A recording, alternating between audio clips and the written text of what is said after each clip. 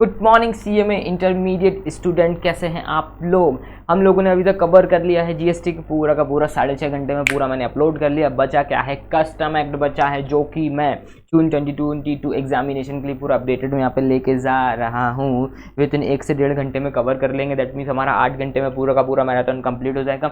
ये lecture number 3 है, part number 3 था। 2 मैंने अपलोड कर दिए 6.5 घंटे में पूरा जीएसटी, और डिस्क्रिप्शन में उनकी भी लिंक दे दूंगा। अगर आपने नहीं देखा तो देख लो, कंप्लीट करो। फ्रूटफुल है पूरा का पूरा लेक्चर। आपने पहले किसी टीचर से पढ़ चुके हैं, आपको समझ नहीं आया तो भाई साहब देख के कंप्लीट करो। ठीक है साहब, जो जो चीज़ें इंपॉर्टेंट चीज़ें मैं बता रहा हूँ वो चीज़ें कंप्लीट करते जाओ। अब आप बोलोगे कस्टम बहुत बड़ा है, क्या करें 7-8 चैप्टर इसके अंदर, क्या करें। कुछ नहीं करना है। स्टार्टिंग के 3 चैप्टर पढ़ा रहा हूँ, वो ही पढ़ना है। That's it. 3 चैप्टर स्टार्टिंग के पढ़ा रहा हूँ, वो ही पढ़ना है। दैट्स इट बस। क्योंकि इनमें से आता है 15 नंबर का, 5 नंबर का आने वाले स्टडी नोट नंबर 4, 5, 6, 7, 8 वहाँ तक आता है। क्योंकि उसमें क्या कंटेंट बहुत ज़्यादा है, सिर्फ आना 5 नंबर का। छोड़ दो, मैं कुछ कह रहा हूँ। अगर जो एक्स्ट्रा ऑर्डिनरीली एक्स्ट्रा इंटेलिजेंट बच्चे हैं वो भैया जाके रेफर कर लो उस चीज़ को। ठीक है। बाकी अगर आप एवरेज हैं, ब्लू एवरेज हैं, भाई अभी तक नहीं पढ़ा है, पढ़ भी लिया, समझ भी नहीं आ रहा, उसके बाद अगर आप लेक्चर्स देख रहे हो तो ठीक है भाई, अपने को 15 नंबर यहाँ से स्कोर करना है, आराम से मैं करा दूंगा, चिंता मत करो। जो एक्स्ट्रा लेजेंड झंड टाइप के इंसान, एक्स्ट्रा लेजेंड टाइप के हैं, तो वो तो भाई स्टडी नोट नंबर 4 से भी पढ़ लेना, 5 नंबर वहाँ से स्कोर कर लेना, आपकी इच्छा है। ठीक है सर। मैं यहाँ पे 1.5 घंटे मैक्सिमम 1 घंटा 1.5 घंटे जितना भी लगेगा वो मैं, आप टाइम देख लेना रिकॉर्ड होने के बाद। ठीक है। तो मैं पूरा का पूरा कस्टम मतलब 15 नंबर का स्टडी नोट नंबर 1, 2 और 3 में से आता है। स्टडी नोट नंबर 3 में देखो वैल्यूशन चैप्टर है, बहुत प्यारे तरीके से 2 पेज में मैंने उसको पूरा खत्म कर दिया। बस प्रैक्टिकल 1-2 प्रैक्टिकल करा दूंगा, बस उसके ऊपर है, आपका काम आराम से हो जाएगा। और स्टडी नोट नंबर 1 और 2 में हाईलाइटेड पोर्शन है, वो पढ़ना, ज़्यादा कुछ नहीं पढ़ना है अपने को। उनकी डेफिनेशंस पूछते हैं, मीनिंग पूछते हैं, फिल इन द ब्लैंक्स वगैरह में पूछ लेते, तो वो सारा पोर्शन मैंने यहाँ पे कवर कर दिया। और दोस्तों प्लीज़ चैनल को सब्सक्राइब करके रखो, लाइक करो, क्योंकि मैं बहुत सारी वीडियोस लेके आऊँगा। फ्री वीडियोस होंगी, कुछ पेड कोर्सेज भी होंगे, मतलब आने वाले टाइम के लिए जो भी चीज़ होंगी आपको मिल जाएगा। ठीक है। और अपने दोस्तों तक प्लीज़ इसको शेयर करके रखना, क्योंकि उन तक बात पहुँचे। और कमेंट में प्लीज़ कुछ ना कुछ टाइप करके ज़रूर जाना, कैसा लगा लेक्चर, फीडबैक ज़रूर देना है। ठीक है सरकार। चलो स्टार्ट करते हैं कस्टम लॉ। और उससे पहले मेरे को आप पे विश्वास है, आप इस अटेम्प्ट में पास होने वाले हैं, और ये विश्वास आपको खुद होना चाहिए। ठीक है। पूरा का पूरा मैराथन कंप्लीट करो, और आई होप बहुत अच्छे आपके सारे के सारे एग्जाम्स जाने वाले हैं।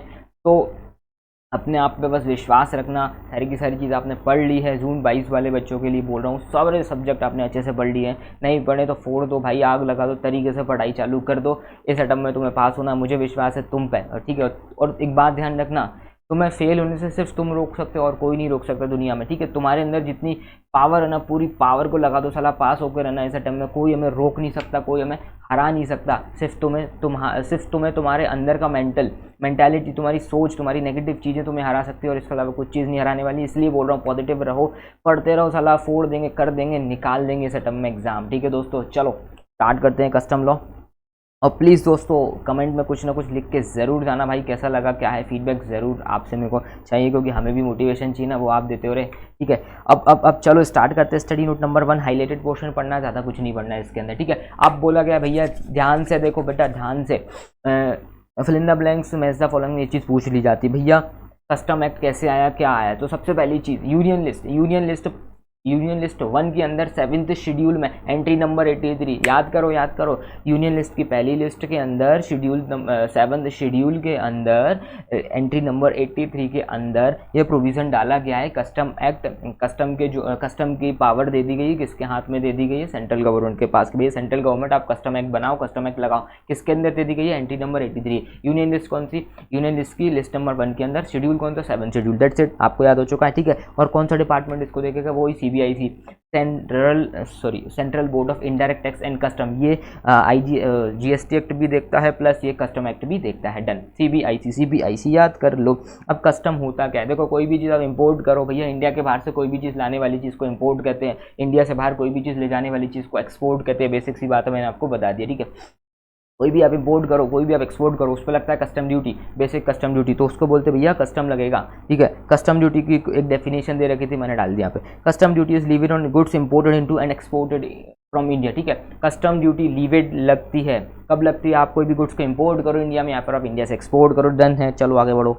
उस पर कस्टम लगाया जाता है। अब एक होता है कन्वेंस, ये कभी कभी देखो मैं ये चीज़ रीड करने के लिए, दैट्स इट, कुछ मत करो। कन्वेंस का मतलब क्या होता है? कन्वेंस मतलब कि वह वाहन जिससे आप इंडिया में गुड्स ला सकते हो, इंडिया से बाहर ले जा सकते हो। 3 ऐसे ही वाहन हो गए भैया, वेसल से ला सकते हो भैया, जहाज से लेके आ सकते हो, पानी के रूट के थ्रू लेके आ सकते हो। दूसरी चीज़ है एयरक्राफ्ट के थ्रू लेके आ सकते हो, हवा से लेके आ सकते हो। तीसरी चीज़ है व्हीकल से लेके आ सकते हो, ट्रक से लेके आ सकते हो, दैट्स इट। इसका मतलब क्या था? कन्वेंस, ठीक है।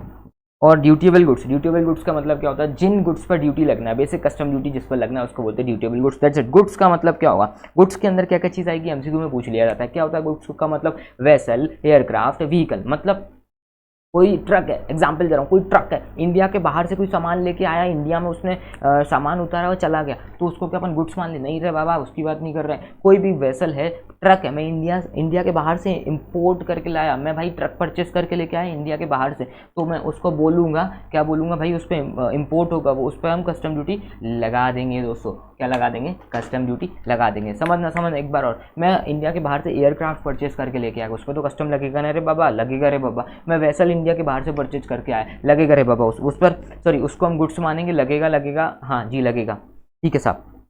उसके बाद क्या है, ठीक है। और दूसरी चीज़ है भाई स्टोर्स। अब भाई वेसल है, एयरक्राफ्ट है, व्हीकल है, इंडिया के बाहर से आ रहा है, पेट्रोल लगेगा उसमें, कोई इंजन में कोई खराबी हो गई तो वो स्पेयर पार्ट्स वगैरह अगर इंडिया में अगर आप उसको चेंज करते हो तो उसको अपन गुड्स की डेफिनेशन में मानते हो, उस पर कस्टम लगेगा रे बाबा, तो उसको अपन स्टोर बोलते हैं। तीसरी चीज़ है बैगेज। बैगेज का मतलब लगेज। आप इंडिया के बाहर से कुछ भी चीज़ लेके आओ, इंडिया के बाहर से कोई भी बैग वगैरह लेके जाओ, मतलब कि तुम सूटकेस है भाई, ट्रैवलर हो तुम भाई, तुम इंडिया के बाहर फॉरेन घूमने जा रहे हो तो तुम बैग लेके जा रहे हो, अगर उसमें कुछ भी ऐसा गुड्स है, अगर उसमें कुछ ऐसा गुड्स है जिस पर ड्यूटी लगने वाली है, ठीक है, तो उस पर ड्यूटी लग जाएगी, उसको अपन गुड्स मानेंगे। चौथी चीज़ है करेंसी और नेगोशिएबल इंस्ट्रूमेंट। तो याद कर रखना है सरकार, आपको चारों चीज़ें याद रखना है। गुड्स का मतलब क्या? Vessel, aircraft, vehicle, stores, baggage, currency and negotiable instrument. आखिरी चीज़ any other kind of movable property. Any other kind of, जो भी मूव कर सकते हो, इधर से उधर ले जाने वाली चीज़ें, सारी चीज़ें इसमें इंक्लूड कर दी गई है। एमसीक्यू में पूछ लेते हैं क्या क्या क्या। फटाफट रिपीट करो यार, तुमसे मेरे को रिपीट करवाना है, ठीक है। याद करो। गुड्स का मतलब क्या? Vessel, aircraft, vehicle, stores, baggage, currency, negotiable instrument and any other kind of movable property. That's it, complete करो, आगे बढ़ो।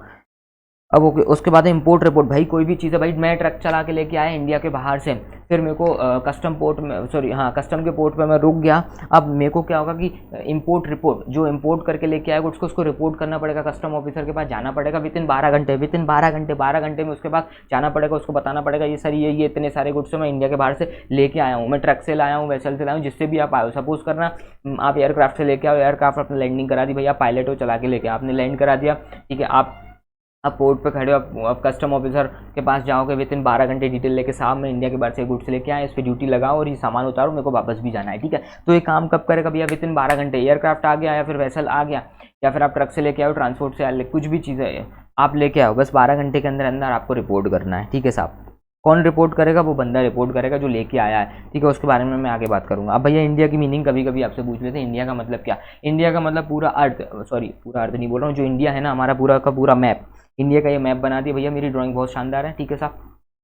ये पूरा का पूरा इंडिया। उसके बाद 12 नॉटिकल माइल। इंडिया खत्म हो गया, इंडिया की जो अर्थ था, इंडिया की जो लैंड थी वो खत्म हो चुकी, उसके बाद पानी आ गया, ठीक है, पानी आ गया, इंडिया के बाहर पूरा पानी है, ठीक है। तो इंडिया के बाहर जो पानी है तो 12 नॉटिकल माइल्स, जैसे कि किलोमीटर से होते हैं ना भैया, इतना किलोमीटर उतना किलोमीटर, तो ये अपन पानी वानी को किसमें ना अपने दिया? नॉटिकल माइल्स में। 1.853 किलोमीटर्स होता है एक नॉटिकल माइल में, 1.853 ऐसे करके किलोमीटर्स होता है, तो ये 12 नॉटिकल माइल्स। इसको 12 नॉटिकल माइल्स को बोलते हैं Indian territorial water. Indian territorial water ये इंडिया का पार्ट होता है। इंडिया खत्म, इंडिया की जो बेसलाइन है, जो धरती है, वो इंडिया का जो अर्थ था, हाँ जो लैंड है, इंडिया का लैंड खत्म, उससे पानी स्टार्ट हो गया, तो जो पानी है ना वो पानी 12 नॉटिकल माइल्स तक हम इंडिया मानेंगे, उसको बोलते हैं इंडियन टेरिटोरियल वाटर। अब ये जो अर्थ है, ये जो लैंड है खत्म हुआ, यहाँ से 200 नॉटिकल माइल्स तक, इसको बोलते हैं exclusive economic zone. Exclusive economic zone, India खत्म, इंडिया की बेसलाइन से 200 नॉटिकल माइल्स तक बोलेंगे एक्सक्लूसिव इकोनॉमिक जोन। इंडिया खत्म, इंडिया की बेसलाइन से सिर्फ 12 नॉटिकल माइल्स तक बोलेंगे क्या? इंडियन टेरिटोरियल वाटर, ठीक है। एक्सक्लूसिव इकोनॉमिक जोन के कुछ राइट्स रूल्स होते हैं, वो अलग से, अपने को कुछ दिमाग नहीं लगाना, ये सब चीज़ अपने को पढ़ना है। अब ये जो 200 नॉटिकल माइल्स खत्म हो गए, इसके बाहर क्या, इसको बोलते हैं हाई सी, HIGSSEAC, ठीक है, मैं आगे आपको बढ़ा दूंगा। तो इंडिया की डेफिनेशन पढ़ लो भैया, टेरिटोरियल वाटर 12 नॉटिकल माइल्स तक है, ठीक है। और बस फ्रॉम दी बेसलाइन ये चीज़ दे रखा हो। एक नॉटिकल माइल में कितना होता है? 1.852 किलोमीटर। ये पूछेंगे नहीं, नॉर्मल से आए तो भी याद रखो, मेरे को भी ऐसे याद हो गया 2 बार पढ़ने। 1.852 किलोमीटर, एक नॉटिकल माइल में 1.852 किलोमीटर्स होते हैं। 852 1.852, बस दैट्स इट। स्टोर का मतलब क्या होता है, स्टोर का मतलब क्या होता है, स्टोर का मतलब मैंने आपको ऊपर समझा दिया। भैया ट्रक वैसा लाया एयरक्राफ्ट है, उसका कुछ आइटम खराब हो गया तो उसने रिपेयर करा लिया, या फिर वो यहाँ से लेके भी जा रहा है, फ्यूल भी लेके जा रहा है, तो भी अपन मानेंगे कि वो स्टोर्स के अंदर आ जाएगा, उस पर कस्टम वगैरह लगा देंगे, वो रूल्स वगैरह वो आगे देखेंगे अपने को, हालांकि वो पढ़ना भी नहीं है, ठीक है। बस दिमाग में रखना है स्टोर्स का मतलब कि स्टोर्स का मतलब कोई गुड्स यूज इन वेसल और एयरक्राफ्ट इंक्लूड्स फ्यूल, मतलब कि कोई भी वेसल में कोई भी सामान यूज़ किया गया, इनने भैया नट बोल्ट ढीला हो गया, नट बोल्ट इंडिया से खरीद के लगा दिया गया, ठीक है। या फिर फ्यूल, पेट्रोल डलवाया, फ्यूल डलवाया, जो भी चीज़, स्पेयर पार्ट्स, कोई भी आइटम वगैरह खराब हो गया इंजन विंजन का, वो डलवाया, या फिर वो लेके भी जा रहा है। एनी अदर आर्टिकल और ऑफ इक्विपमेंट, कोई भी आइटम ऑफ इक्विपमेंट है, वेदर और नॉट इमीडिएट फिटिंग, भैया उनने कुछ इंजन का कोई पार्ट्स था वो उठा के लेके भी जा रहे हैं तो भी मानेंगे भाई, भले ही वो चाहे फिट इंडिया में करें या फिर फिटिंग नहीं भी करे, वो लेके भी जा रहा है तो भी अपन उसको स्टोर्स की डेफिनेशन में मान लेंगे। पर्सन इंचार्ज मैंने आपको बताया कि भैया कौन रिपोर्ट करेगा, वेसल है भैया उसका मास्टर, जो जहाज चला के है उसका जो मास्टर है उसको बोलेगा कि भैया, उसकी रिस्पॉन्सिबिलिटी होती है कि भैया जो कस्टम का ऑफिसर है उसके पास जाए, 12 घंटे के अंदर रिपोर्ट दे, भैया ये आइटम इंपोर्ट करके लाया, मैं इस पर लगा दे ड्यूटी और इनको मेरे को फ्री कर, मेरे को वापस भी जाना है, ठीक है। एयरक्राफ्ट है तो उसका कमांडर है, फिर पायलट, ठीक है। ट्रेन से आया तो कंडक्टर है, फिर गार्ड, ठीक है। व्हीकल से आता तो उसका ड्राइवर, एनी अदर कन्वेंस से आता तो पर्सन इंचार्ज, ठीक है साहब। ओके, हाई सी मैंने आपको बता दिया कि भैया जो 200 नॉटिकल माइल्स है उसके बाहर वाला पूरा का पूरा एरिया क्या बोलेंगे अपन, हाई सी बोलेंगे, ठीक है। मान लीजिए एक और आगे अपन बढ़ते, एक्सक्लूसिव इकोनॉमिक जोन मैंने आपको बता दिया गया है। डोमेस्टिक टैरिफ क्या होता है, डोमेस्टिक टैरिफ एरिया मतलब पूरा का पूरा इंडिया, एक्सक्लूड करेंगे किस चीज़ को, स्पेशल इकोनॉमिक जोन और equity oriented units, 100% equity oriented unit, इसको आप एक्सक्लूड कर देना इंडिया की डेफिनेशन से। इंडिया में देखो क्या होता है भैया, जीएसटी एक्ट के अंदर भी अपन ने पढ़ा कि भैया SEZ को भेजोगे, उसमें SEZ लिखा होता है, अगर आप SEZ को भेजोगे तो अपन एक्सपोर्ट मानते हैं, ठीक है, उस पर IGST लगता है। तो ऐसे यहाँ पे भी बोला गया कि आप जनरली क्या किया जाता है, SEZ को क्या होता है इंडिया का पार्ट नहीं माना जाता, उस पर स्पेशल रूल रेगुलेशन लगते हैं, उस पर बहुत सारी छूट दे दी जाती है, इसलिए अपन क्या होता है इंडिया का पार्ट नहीं मानते उसको, इसलिए उसको साइड कर दिया गया। और कस्टम एक्ट में 2 चीज़ों को साइड कर दिया गया, क्या क्या, SEZ को और 100% इक्विटी ओरिएंटेड यूनिट। तो सीधी सी बात है, डोमेस्टिक टैरिफ का मतलब क्या, पूरा का पूरा India, that means whole of India exclude but does not include, बोले तो एक्सक्लूड किया गया SEZ, ठीक है। SEZ special economic zone and 100% equity oriented unit. कभी कभी मीनिंग वगैरह डेफिनेशन में पूछ ले भैया, डोमेस्टिक टैरिफ एरिया के अंदर क्या क्या नहीं आएगा, तो क्या लिखना है, SEZ स्पेशल इकोनॉमिक जोन और एंड 100% इक्विटी ओरिएंटेड यूनिट्स, ठीक है। दैट्स इट, फटाफट आगे बढ़ो। चलिए, ये जो चीज़ है कि भैया किस दिन कस्टम ड्यूटी किस दिन की किस रेट से लगाना, मैं आपको वैल्यूएशन रूल में पढ़ाऊंगा बहुत प्यारे तरीके से। दो पेजेस में मैंने इसको कंप्लीट किया है। दिक्कत मतलब, टेंशन मतलब, मेरे हाथ में सब कुछ छोड़ दो, मैं सब करवा दूंगा। किस दिन की एक्सचेंज रेट लेनी, ये सब चीज़ें मैं वहाँ कंप्लीट करा दूंगा, कवर करा दूंगा। टैक्सेबल इवेंट कब मानना है भैया, कब अपने को इंडिया के अंदर सामान आ गया, कब उस पर अपन कस्टम ड्यूटी लगाएं, वो चीज़ भी मैंने आगे जाकर कवर कर दी, मत पढ़ना इस चीज़ को अभी, ठीक है। अब एसेसेबल वैल्यू के बारे में थोड़ा सा बता देता हूँ। एसेसेबल वैल्यू हालांकि आपको कस्टम वो वैल्यूएशन रूल में ही आपको, वैल्यूएशन चैप्टर में आपको समझ आएगा। एसेसेबल वैल्यू का मतलब हो गया कि किस वैल्यू पर कस्टम ड्यूटी लगाएं, ठीक है, क्योंकि अपन तो कुछ भी ड्यूटी बता सकते हैं, तो उसके रूल्स रेगुलेशन दे रखे हैं वैल्यूएशन चैप्टर में। तो अपन एसेसेबल वैल्यू लेंगे। एसेसेबल वैल्यू का मतलब होगा ट्रांजैक्शन वैल्यू, जिस वैल्यू पर ट्रांजैक्शन हुआ है नॉर्मल कोर्स ऑफ बिजनेस में, उसको अपन एसेसेबल वैल्यू लेंगे। और एसेसेबल वैल्यू के ऊपर मतलब एसेसेबल वैल्यू एक नाम है भैया, एसेसेबल वैल्यू है एक नाम है, उसमें क्या करेंगे, वो ट्रांजैक्शन वैल्यू है, ठीक है, उस पर अपन बेसिक कस्टम ड्यूटी लगा देंगे, दैट्स इट, ये याद रखना है, ठीक है। अब दूसरी चीज़ क्या बोला गया कि एसेसेबल वैल्यू के अंदर क्या इंक्लूड करना है। अगर आप कोई भी गुड्स इंपोर्ट करते हो तो CIF ले लेंगे। CIF का मतलब हो गया कॉस्ट इंश्योरेंस और फ्रेट, ये लिखा हुआ है कॉस्ट इंश्योरेंस एंड फ्रेट। अगर आप कोई भी गुड्स इंपोर्ट करते हो तो उसमें लगने वाली कॉस्ट ले लो, इंश्योरेंस ले लो, पूरा का पूरा भाड़ा ले लो। फ्रेट मतलब भाड़ा हो गया, मतलब मैं अगर इंपोर्टर हूँ, सपोज करो तुम भी एक इंपोर्टर हो, तुमने इंडिया के बाहर से कोई मशीन परचेस की हुई है, तो अपन किस वैल्यू पर, किस एसेसेबल वैल्यू पर, किस ट्रांजैक्शन वैल्यू पर हम कस्टम ड्यूटी लगवाएं, ठीक है। तो तुम कोई भी गुड्स से, अपन दोनों साथ में मिलके गए, भाई इंपोर्टर हैं अपन लोग, भैया इंडिया के बाद 1 लाख रुपए की मशीन मंगा ली, उस पर क्या लगा, कॉस्ट है ये, ठीक है। फिर इंश्योरेंस लगा दिया, 500 रुपये का इंश्योरेंस लगा लिया, फिर और 500 रुपये का फ्रेट लग गया, ठीक है। मतलब कितना होगा, 10,500 प्लस 500, 10,000 10,500 प्लस 500, 1,000 बोले तो 11,000 रुपये, मतलब 11,000। कितने की मशीन थी, 1 लाख की थी ना, तो 1,00,000 रुपये, चलो 1 लाख हटाओ, तुम लोग 10,000 की मशीन है, प्लस 500 रुपये, प्लस 500 रुपये क्या इंश्योरेंस है, 500 रुपये प्लस 500 रुपये फ्रेट है, तो मतलब कितना होगा, 11,000 रुपये। तो इस 11,000 रुपये पे हम क्या मान लेंगे, इस पर हम एसेसेबल वैल्यू मान लेंगे, दैट मीन्स ट्रांजैक्शन वैल्यू मान लेंगे, दैट मीन्स इस पर बेसिक कस्टम ड्यूटी लगा देंगे। अगर आप एक्सपोर्टर हो, अगर अपन आप एक्सपोर्ट करते, कोई भी गुड्स एक्सपोर्ट करना है, तो किस वैल्यू पर अपने को एसेसेबल वैल्यू मानना या फिर ट्रांजेक्शन वैल्यू मानना, उस पर कस्टम ड्यूटी लगेगा। ठीक है, एक्सपोर्टर के एंगल से सुनने तो नो, एक्सपोर्टर के एंगल से अपन दिमाग लगाएंगे, एफओबी बेसिस पर लेते हैं उस चीज़ को। एफओबी मतलब फ्री ऑन बोर्ड, ये भी वैल्यू ले लेंगे। फ्री ऑन बोर्ड मतलब मैं एक्सपोर्टर हूँ, तुम भी एक एक्सपोर्टर, अपन दोनों एक्सपोर्टर है। ठीक है, कॉस्ट लेंगे मशीन की, हाँ जी लेंगे, 10,000 रुपये कॉस्ट लेंगे। उसके बाद भैया मेरी शॉप से लेके, या फिर अपन दोनों की एक ही शॉप है, अपन लोगों की शॉप से लेके कहाँ तक, जो एयरपोर्ट तक जाने का, अपन हवा से बेच रहे हैं, एयरपोर्ट तक जाने का खर्चा आ गया 500 रुपये। 10,000 की मशीन थी, ठीक है भाई, और फिर 500 रुपये लग गया भैया वहाँ तक पहुँचाने का, और उस पर लोडिंग करवाने का 500 लग गया, तो 1000 रुपये हो गया। तो दैट मीन्स 11,000 रुपये हमारी ट्रांजेक्शन वैल्यू हो जाएगी। एक्सपोर्टर के एंगल से देखेंगे, फ्री ऑन बोर्ड जो ये जो वैल्यू दे रखी है फ्री ऑन बोर्ड, तो इसको भी अपन एसेसेबल वैल्यू में इंक्लूड करेंगे। इंपोर्टर अगर है कोई बंदा तो CIF मतलब कि कॉस्ट इंश्योरेंस फ्रेट, ये वैल्यू भी इंक्लूड करेंगे। तो मैं ये अच्छे से समझाऊंगा तो मैं वैल्यूएशन चैप्टर में, चिंता बिल्कुल मत करो, ये ज़्यादा इंपॉर्टेंट है भी नहीं है। ठीक है, यहाँ पे इंपॉर्टेंट नहीं, वैल्यूएशन चैप्टर में है तो मैं बता दूंगा, बस इतना सा ध्यान रखो। अगर आप इंपोर्ट करते हो तो CIF कॉस्ट इंश्योरेंस फ्रेट ये वैल्यू लेते हैं। अगर आप एक्सपोर्ट करते हो फ्री ऑन बोर्ड तक की वैल्यू लेते हैं। फ्री ऑन बोर्ड तक की वैल्यू मतलब कि जहाज में चढ़ाने तक की, जैसे कि एयरक्राफ्ट है, एयरक्राफ्ट में चढ़ाने तक की जितना भी कॉस्ट है वो सब लेते हैं भाई। मशीन 10,000 की मैं एयरपोर्ट तक ले गया, 500 रुपये वहाँ लगा, वो भी इंक्लूड कर लो, वहाँ पे उन्होंने लोडिंग किया होगा, ठीक है, पैकिंग वैकिंग किया गया, हैंडलिंग चार्जेस लगाएगा, वो सब चीज़ें, मतलब कि वो जहाज है उसमें चढ़ाने तक का पूरा खर्चा लेते हैं एक्सपोर्टर के एंगल से। और इंपोर्टर के एंगल से क्या लेते हैं, कॉस्ट इंश्योरेंस फ्रेट। ये याद रखो, मैं आपको प्रैक्टिकल कराऊंगा, चिंता बिल्कुल मत करो। नहीं समझ आया कोई दिक्कत नहीं, पेशेंस रखते हुए बस आगे बढ़ जाओ, देखते चलो। ठीक है साहब, और आओ एक होता है पिलफ्रेज गुड्स, भाई चोरी हो गया, चोरी हो गया। मैं इंपोर्ट कर रहा था, अपन दोनों की 10,000 की मशीन इंपोर्ट कर रहे थे अपन।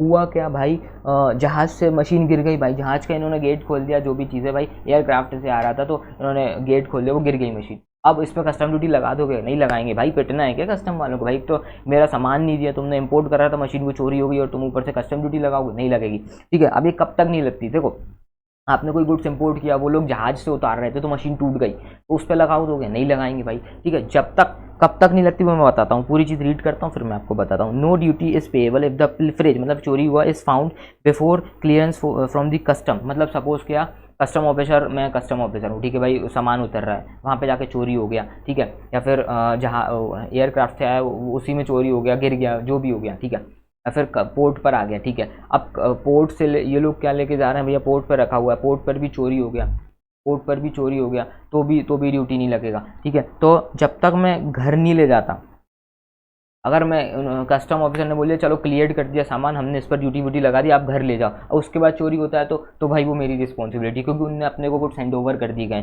तो कब तक कस्टम ड्यूटी नहीं लगाएंगे चोरी हुए गुड्स पर? Before the clear from the custom. Custom से तुमने क्लियर करा लिया सामान, अब तुम घर ले जा रहे हो, उसके बाद चोरी होता है तो वो अपनी रिस्पॉन्सिबिलिटी है, उस पर वो तो कस्टम लग गया, एक बार बात खत्म। ठीक है, अब दूसरी चीज़ है, if the duty is paid before finding the pilferage refund can be claim. Suppose करो मेरा 2 मशीन 10-15 मशीन आ रही थी, ठीक है साहब, अब वो क्या हुआ, एक मशीन चोरी हो गई वहीं पे, अब उनने क्या ड्यूटी व्यूटी लगा दी उस मशीन पर भी, बाद में मैंने देखा यार कि भाई चोरी हो गई है, अपने को 10 मशीन मंगाई थी, 9 ही अपने को काउंट करने में, अब 9 आनी, तो हम ऑफिसर से बात करेंगे, भैया ऑफिसर हमारा रिफंड दो भाई, एक तो मशीन चोरी हो गई, ऊपर से उसके ऊपर कस्टम ड्यूटी कैसे लगा सकते हो? तो अपन रिफंड भी ले सकते हैं अगर इन गुड्स पर अगर लग गया है तो। ठीक है, उसके बाद दे रखा हुआ है सेक्शन 13 इसी की बात करता है, किस पर नहीं लगता है। Shall not be there shall not be duty liability on the sample of goods consume destroyed during the course of testing और एग्जामिनेशन। सपोज करो कोई भी गुड्स टॉफ़ी में इंडिया में लेके आ रहा था, तो मैं वहीं खा ली, मैंने एयरक्राफ्ट में, मैं एयरक्राफ्ट सामान के साथ में आ रहा था, मैंने सामान के साथ ही खा ली,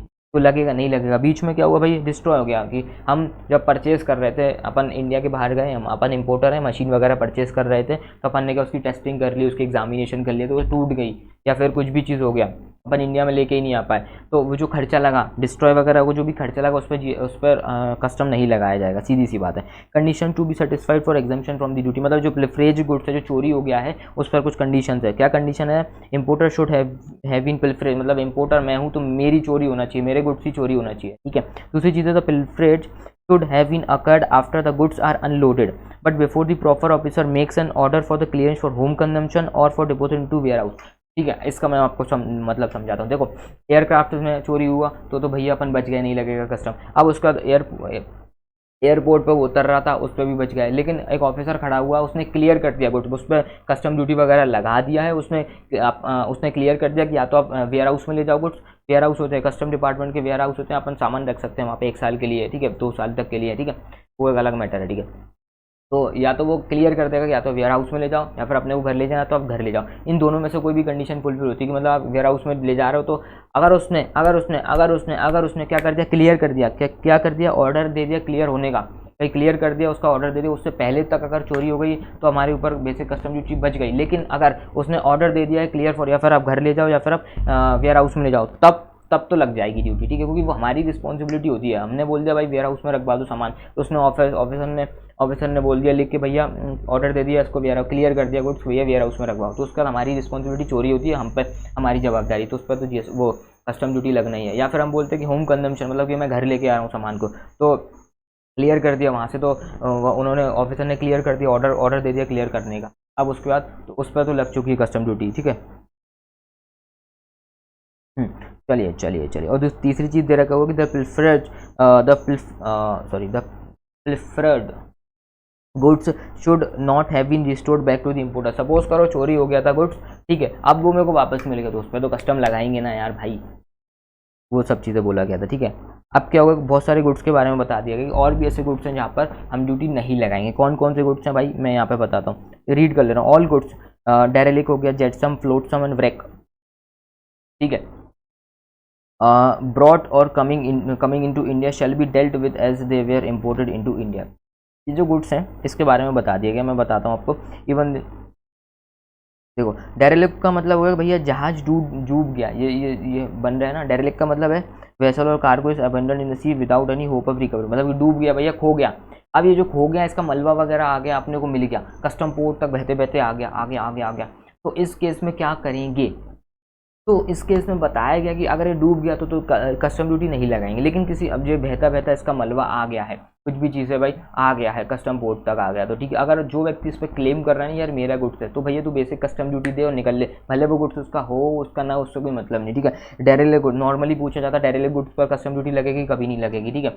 दूसरी चीज़ जेटसम गुड, जेटसम का मतलब हो गया कि भैया तूफान चल रहा था भयंकर, हाँ वो पानी के थ्रू माल आ रहा था, हमारा वेसल के थ्रू आ रहा था, तूफान चल रहा था, तो उसको मास्टर को लगा, जो भी जहाज चला रहा है उसको लगा यार कि हमारा वेट बहुत ज़्यादा, तो हम आधा सामान यहीं पे फेंक देते, तो इन्होंने सामान फेंक दिया क्योंकि वेट ज़्यादा था, नहीं तो ये खुद डूब जाते, इन्होंने कोई सामान फेंक दिया, तो इस पर कस्टम लगा हुआ, कभी नहीं लगाएंगे। चारों केस, ठीक है। तीसरी केस बताता हूँ, फ्लोटसम, बहता हुआ कोई सामान आ गया अपने पास, flotsam means their goods continue to float after thrown in sea में कोई सामान था फेंक दिया, फ्लोटसम गुड्स है। अगर ये फ्लोटसम गुड्स है तो फ्लोटसम गुड्स पर नॉर्मली तो देखो कस्टम ड्यूटी लगेगा नहीं, लेकिन जो बंदा क्लेम करेगा कि यार हमारा गुड्स है बहते बहते पोर्ट तक आ गए, ये बनाना से बहते बहते पोर्ट तक आ गए हैं, जो बंदा इसको बटोर लेगा और जो बंदा बोलेगा ये मेरा गुड्स है, तो उस पर हम कस्टम ड्यूटी लगा लेंगे, इसी बात है। चौथी चीज़ बोला गया व्रैक गुड्स, मतलब कि जहाज का मलबा, व्रैक गुड्स हो गया मतलब कि जहाज है उसके अंदर कोई सामान वगैरह का था, वो सब बह गया, तो सीधी सी बात है इन पर हम कस्टम ड्यूटी नहीं लगाएंगे। लेकिन ये चारों जो गुड्स हैं किसी व्यक्ति को मिल गए पोर्ट पर, कौन कौन से, डेरेलिक हो गया, जेटसम हो गया, फ्लोटसम, व्रैक, इन पर हम कस्टम नहीं लगाएंगे। कब लगाएंगे, कोई बंदा इनको क्लेम करने आया यार मेरा गुड्स है, मतलब कि पोर्ट पर बहते बोते हुए कोई सामान वगैरह आ गई, ये मेरा गुड्स है, तो बेटा तू भले तुम्हारे पास डॉक्यूमेंट हो नहीं हो कोई मतलब नहीं है, बस कस्टम ड्यूटी पे करो, निकल लो और ले जा सकते हो इन गुड्स को, ठीक है। इन चारों गुड्स के बारे में अपने को दिमाग में रखना है। अब एक होता है अबेटमेंट ऑफ ड्यूटी, कोई भी गुड्स से डैमेज वगैरह होगा, अपन 10,000 की मशीन लेके आए तो वो डैमेज हो चुकी है, तो उसके डैमेज की गलती हमारी है कि नहीं है भाई, लोडिंग अनलोडिंग में टूट ताड़ दी, ऊपर आ रही थी तो वहाँ पे कुछ प्लेन वगैरह क्रैश हो गया, तो थोड़ा बहुत आधा अधूरा कुछ सामान अपने को मिला, तो उस केस में हम ड्यूटी कैसे लगाएंगे, सिंपल सी बात है भाई, प्रोपोर्शनेट बेसिस पे ले लो। तो यहाँ पे दे दिया गया टोटल कितनी ड्यूटी लगाई थी, ठीक है वो, ठीक है। अब उसमें से प्रोपोर्शनेट बेसिस पे आप हटा लो, ठीक है, मैं आपको समझा दे रहा हूँ प्रोपोर्शनेट बेसिस।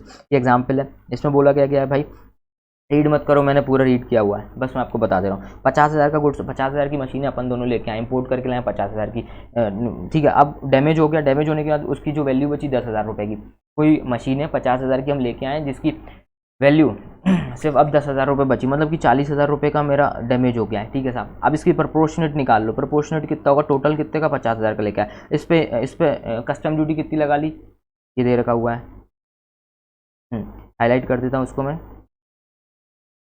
ये 6,180 इस पर क्या लगी हुई है हमारी कस्टम ड्यूटी, तो इसका प्रोपोर्शनेट बेसिस निकाल लो, 6,180 इंटू करेंगे अपन 40,000 अपॉन में 50,000, इतने की ड्यूटी नहीं लगेगी, इतने की ड्यूटी नहीं लगेगी। तो यहीं पे ये कैलकुलेशन दे रखा हुआ है, कस्टम ड्यूटी कितनी लगेगी, देखो इन्होंने प्रोपोर्शनेट बेसिस पे ये हटा दी गई है, ठीक है साहब, मतलब कि अबेटमेंट ऑफ ड्यूटी ये इक्वल आएगा 4944, ठीक है। 40,000 अपन में 50,000 इंटू 6180 करोगे तो 4944। ये भैया अवेटमेंट ऑफ ड्यूटी, क्योंकि इतने का गुड्स चला गया है इस पर हम ड्यूटी नहीं लेंगे। बाकी अगर टोटल ड्यूटी है 6180 में से 4944 जब अपन माइनस करेंगे तो वो आएगा इतना कस्टम ड्यूटी 1236, इस पर आप जीएसटी लगा, सॉरी कस्टम ड्यूटी लगा दो। यही चीज़ ऊपर दे रखी हुई है, फॉर्मूले के बेसिस पे दे दिया गया, कुछ है नहीं, प्रोपोर्शनेट बेसिस पे अपन कम कर दो बस। और वैल्यू कौन सी लेना है, तो सिंपली बोले हो गया कि value ascertain by the proper officer. भैया कितने का गुड्स टूट गया तो ऑफिसर बता देगा भाई इतने का है, तो वो खुद बता देगा भाई इतने का तुम्हारा गुड्स टूट गया, अपने को दिमाग नहीं लगाया देना, अपने को नहीं लगाना दिमाग। उस दूसरी चीज़ बोला गया प्रॉपर ऑफिसर में sell goods by public auction और टेंडर और इफ द इम्पोर्टर एग्री और इन एनी अदर मैटर। ठीक है, बोला क्या गया कि भैया प्रॉपर ऑफिसर बोला गया तुम्हारा क्या 40,000 का गुड्स टूटा हुआ है, तुम एग्री कर गए, ठीक है साहब, तुम एग्री नहीं कर रहे हो तो, या फिर दूसरी चीज़ है कि प्रॉपर ऑफिसर क्या करेगा, जितने का गुड्स बचा हुआ है, ये जो नीचे 10,000 रुपये का गुड्स बचा हुआ ना, प्रॉपर ऑफिसर मार्केट में गया उसको पूरा बेच दिया, ऑक्शन लगा के उसको बेच दिया, वो कितने का बेचा 10,000 रुपये का, तो मान लेंगे कि भाई वो उसकी वैल्यू सिर्फ 10,000 थी, मतलब 40,000 का डैमेज हो गया, तो उस हिसाब से अपने को वैल्यू लेना है। बहुत सिंपल सी बात दे रखी थी। आगे बढ़ते हैं अब अपन, ठीक है, ओके, हाँ, अब चैप्टर हो गया हमारा खत्म। स्टडी नोट नंबर 1 कंप्लीट हो चुका है। चलो फिर अब स्टार्ट करते हैं study note number 2, duties. Basic custom duty है, कस्टम ड्यूटी है उसके अंदर बेसिक कस्टम ड्यूटी है, बहुत सारी चीज़ें लगने वाली हैं, तो ये भाई साहब आप इसको लिख लें, मैं आपको साइड हटा रहा हूँ, मैं पहले इस चीज़ को लिख लें और मैं रीड भी करते जा रहा हूँ, क्योंकि और देखो तुम अगर तुम नहीं लिखना चाह रहे हो तो इसको स्किप कर देना, ठीक है साहब। मैं अपने आप को साइड हटा रहा हूँ, पहले आप लिख लो, क्योंकि ये पूरा का पूरा चैप्टर यही है, ठीक है। मैं इसको जूम भी कर दे रहा हूँ, एक बार रीड भी कर दूंगा जिससे तुम्हें समझ आ जाएंगी चीज़ें। ओके चलो,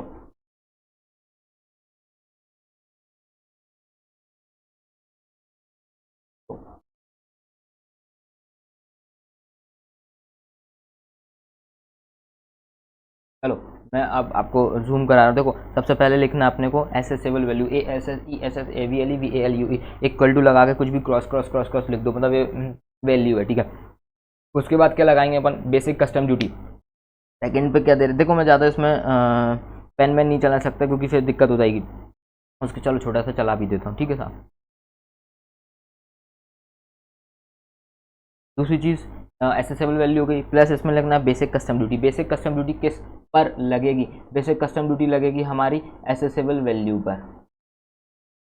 2 मिनट का मेरे को थोड़ा सा वक्त दो, इसको मैं थोड़ा एडजस्ट कर दूँ।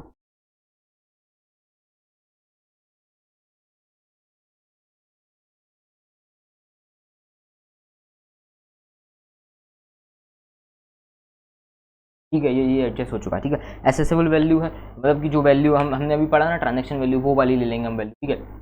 उसके बाद basic custom duty equals to assessable value into rate, ये चीज़ लिख लो। उसके बाद लिखना है अपने को क्या, एग्रीकल्चर इंफ्रास्ट्रक्चर एंड डेवलपमेंट, ऐसे ये पढ़ा रहा हूँ, इक्वल्स टू लिखो एसेसेबल वैल्यू इनटू रेट, ठीक है। उसके बाद क्या लिखना है अपने को, सेफ गार्ड ड्यूटी। उसके बाद लगेगी या safe guard duty, safe guard duty किस पर लगेगी, एसेसेबल वैल्यू इनटू रेट, ठीक है। उसके बाद लगेगा social welfare charge. Social welfare charge हमेशा ध्यान रखना, basic custom duty plus agriculture infrastructure tax, agriculture infrastructure and development cess, इन दोनों के प्लस इन दोनों के ही ऊपर लगेगी क्या, social welfare charge into rate. ये आएगा हमारा टोटल ए, ये मतलब टोटल वैल्यू हो गई ए, ठीक है। अब IGST लगेगा किस पे, ए, जो ए आया है ना इस पर लगेगी IGST, ठीक है। और GST सेस भी किस पे लगेगा, ए, ये जो ए आया हुआ है इस पर GST सेस भी लगेगी। तो यहाँ पे आती कॉस्ट ऑफ इम्पोर्टेड गुड्स, ये वैल्यू हमारी आ जाएगी। इतनी सारी ड्यूटीज लगाई जाती है। चलो मैं अपने आप को वापस लेके आता हूँ, ये आ गया मैं। अब मैं आपको समझाता हूँ कि देखो किस वैल्यू किस हिसाब से लगेगी, क्या लगेगी। देखो एसेसेबल वैल्यू पर लगेगी। एसेसेबल वैल्यू क्या, मैंने आपको पढ़ा दिया भाई, जो ट्रांजैक्शन वैल्यू होती है ना वो एसेसेबल वैल्यू यहाँ पे लिख दो। अब उसके ऊपर लगेगी basic custom duty. Basic custom duty 10%, 12%, 15% ये अपने को उसमें दे रखा होगा। किस में दे रखा होगा, पेपर में दे रखा होगा मेरे मालिक, ठीक है। तो वो किस पर लगेगी, बेसिक कस्टम ड्यूटी। जो एसेसेबल वैल्यू ना उसके ऊपर बेसिक कस्टम ड्यूटी लगा देना। उसके बाद ये नया आया हुआ है एग्रीकल्चर इंफ्रास्ट्रक्चर एंड डेवलपमेंट। एक बात ध्यान रखना, ये पेपर में नहीं पूछा जाएगा तुमसे, क्योंकि ये नया आया हुआ है। तुमसे जो न्यूमेरिकल क्वेश्चन पूछे जाएंगे agriculture infrastructure and development cess को साइड रखते हुए पूछा जाएगा, ठीक है। तो मैं आपको बता दूंगा चैप्टर नंबर 3 वैल्यूएशन के अंदर, ठीक है। अभी आप दिमाग में ये चीज़ जरूर रखें। अगर ये दे रखे हैं तो ऐसे करना अपने को, agriculture infrastructure and development cess है तो इसको भी किस वैल्यू पर लगाना है, जो एसेसेबल वैल्यू इनटू रेट, इस वैल्यू पर लगाना है, ठीक है। उसके बाद आता है कि safe guard duty. Safe guard duty किस पर लगाना है, एसेसेबल वैल्यू इनटू रेट, ठीक है साहब, मतलब ये तीनों एसेसेबल वैल्यू पर लगने वाली है। लेकिन जो चौथी चीज़ है ना, social welfare surcharge, social welfare surcharge किस पर लगेगा? बेसिक कस्टम ड्यूटी पर। ये एसेसेबल वैल्यू पर नहीं लगेगा, basic custom duty plus agriculture infrastructure and development cess, इन दोनों को ऐड कर लेना। इसके ऊपर जो रेट दे रखी होगी ना सोशल वेलफेयर चार्ज की, वो लगा देना। ठीक है, अब इन सबको क्या ऐड कर लो, इन सबको ऐड करने के बाद ये टोटल आ गया। अब ये जो टोटल आया, मैंने आपको बताया था आईजीएसटी भी लगता है, ये जो टोटल है इस पर आईजीएसटी लगा दो, यही जो टोटल है इस पर जीएसटी सेस भी लगा दो, तो हमारी ये सेस लग गया। अब इन तीनों को ऐड करो, इन तीनों को सबको ऐड करके कॉस्ट ऑफ इंपोर्टेड गुड्स आ जाएगा। ठीक है, ये कॉस्ट ऑफ इंपोर्टेड गुड्स आ जाएगा।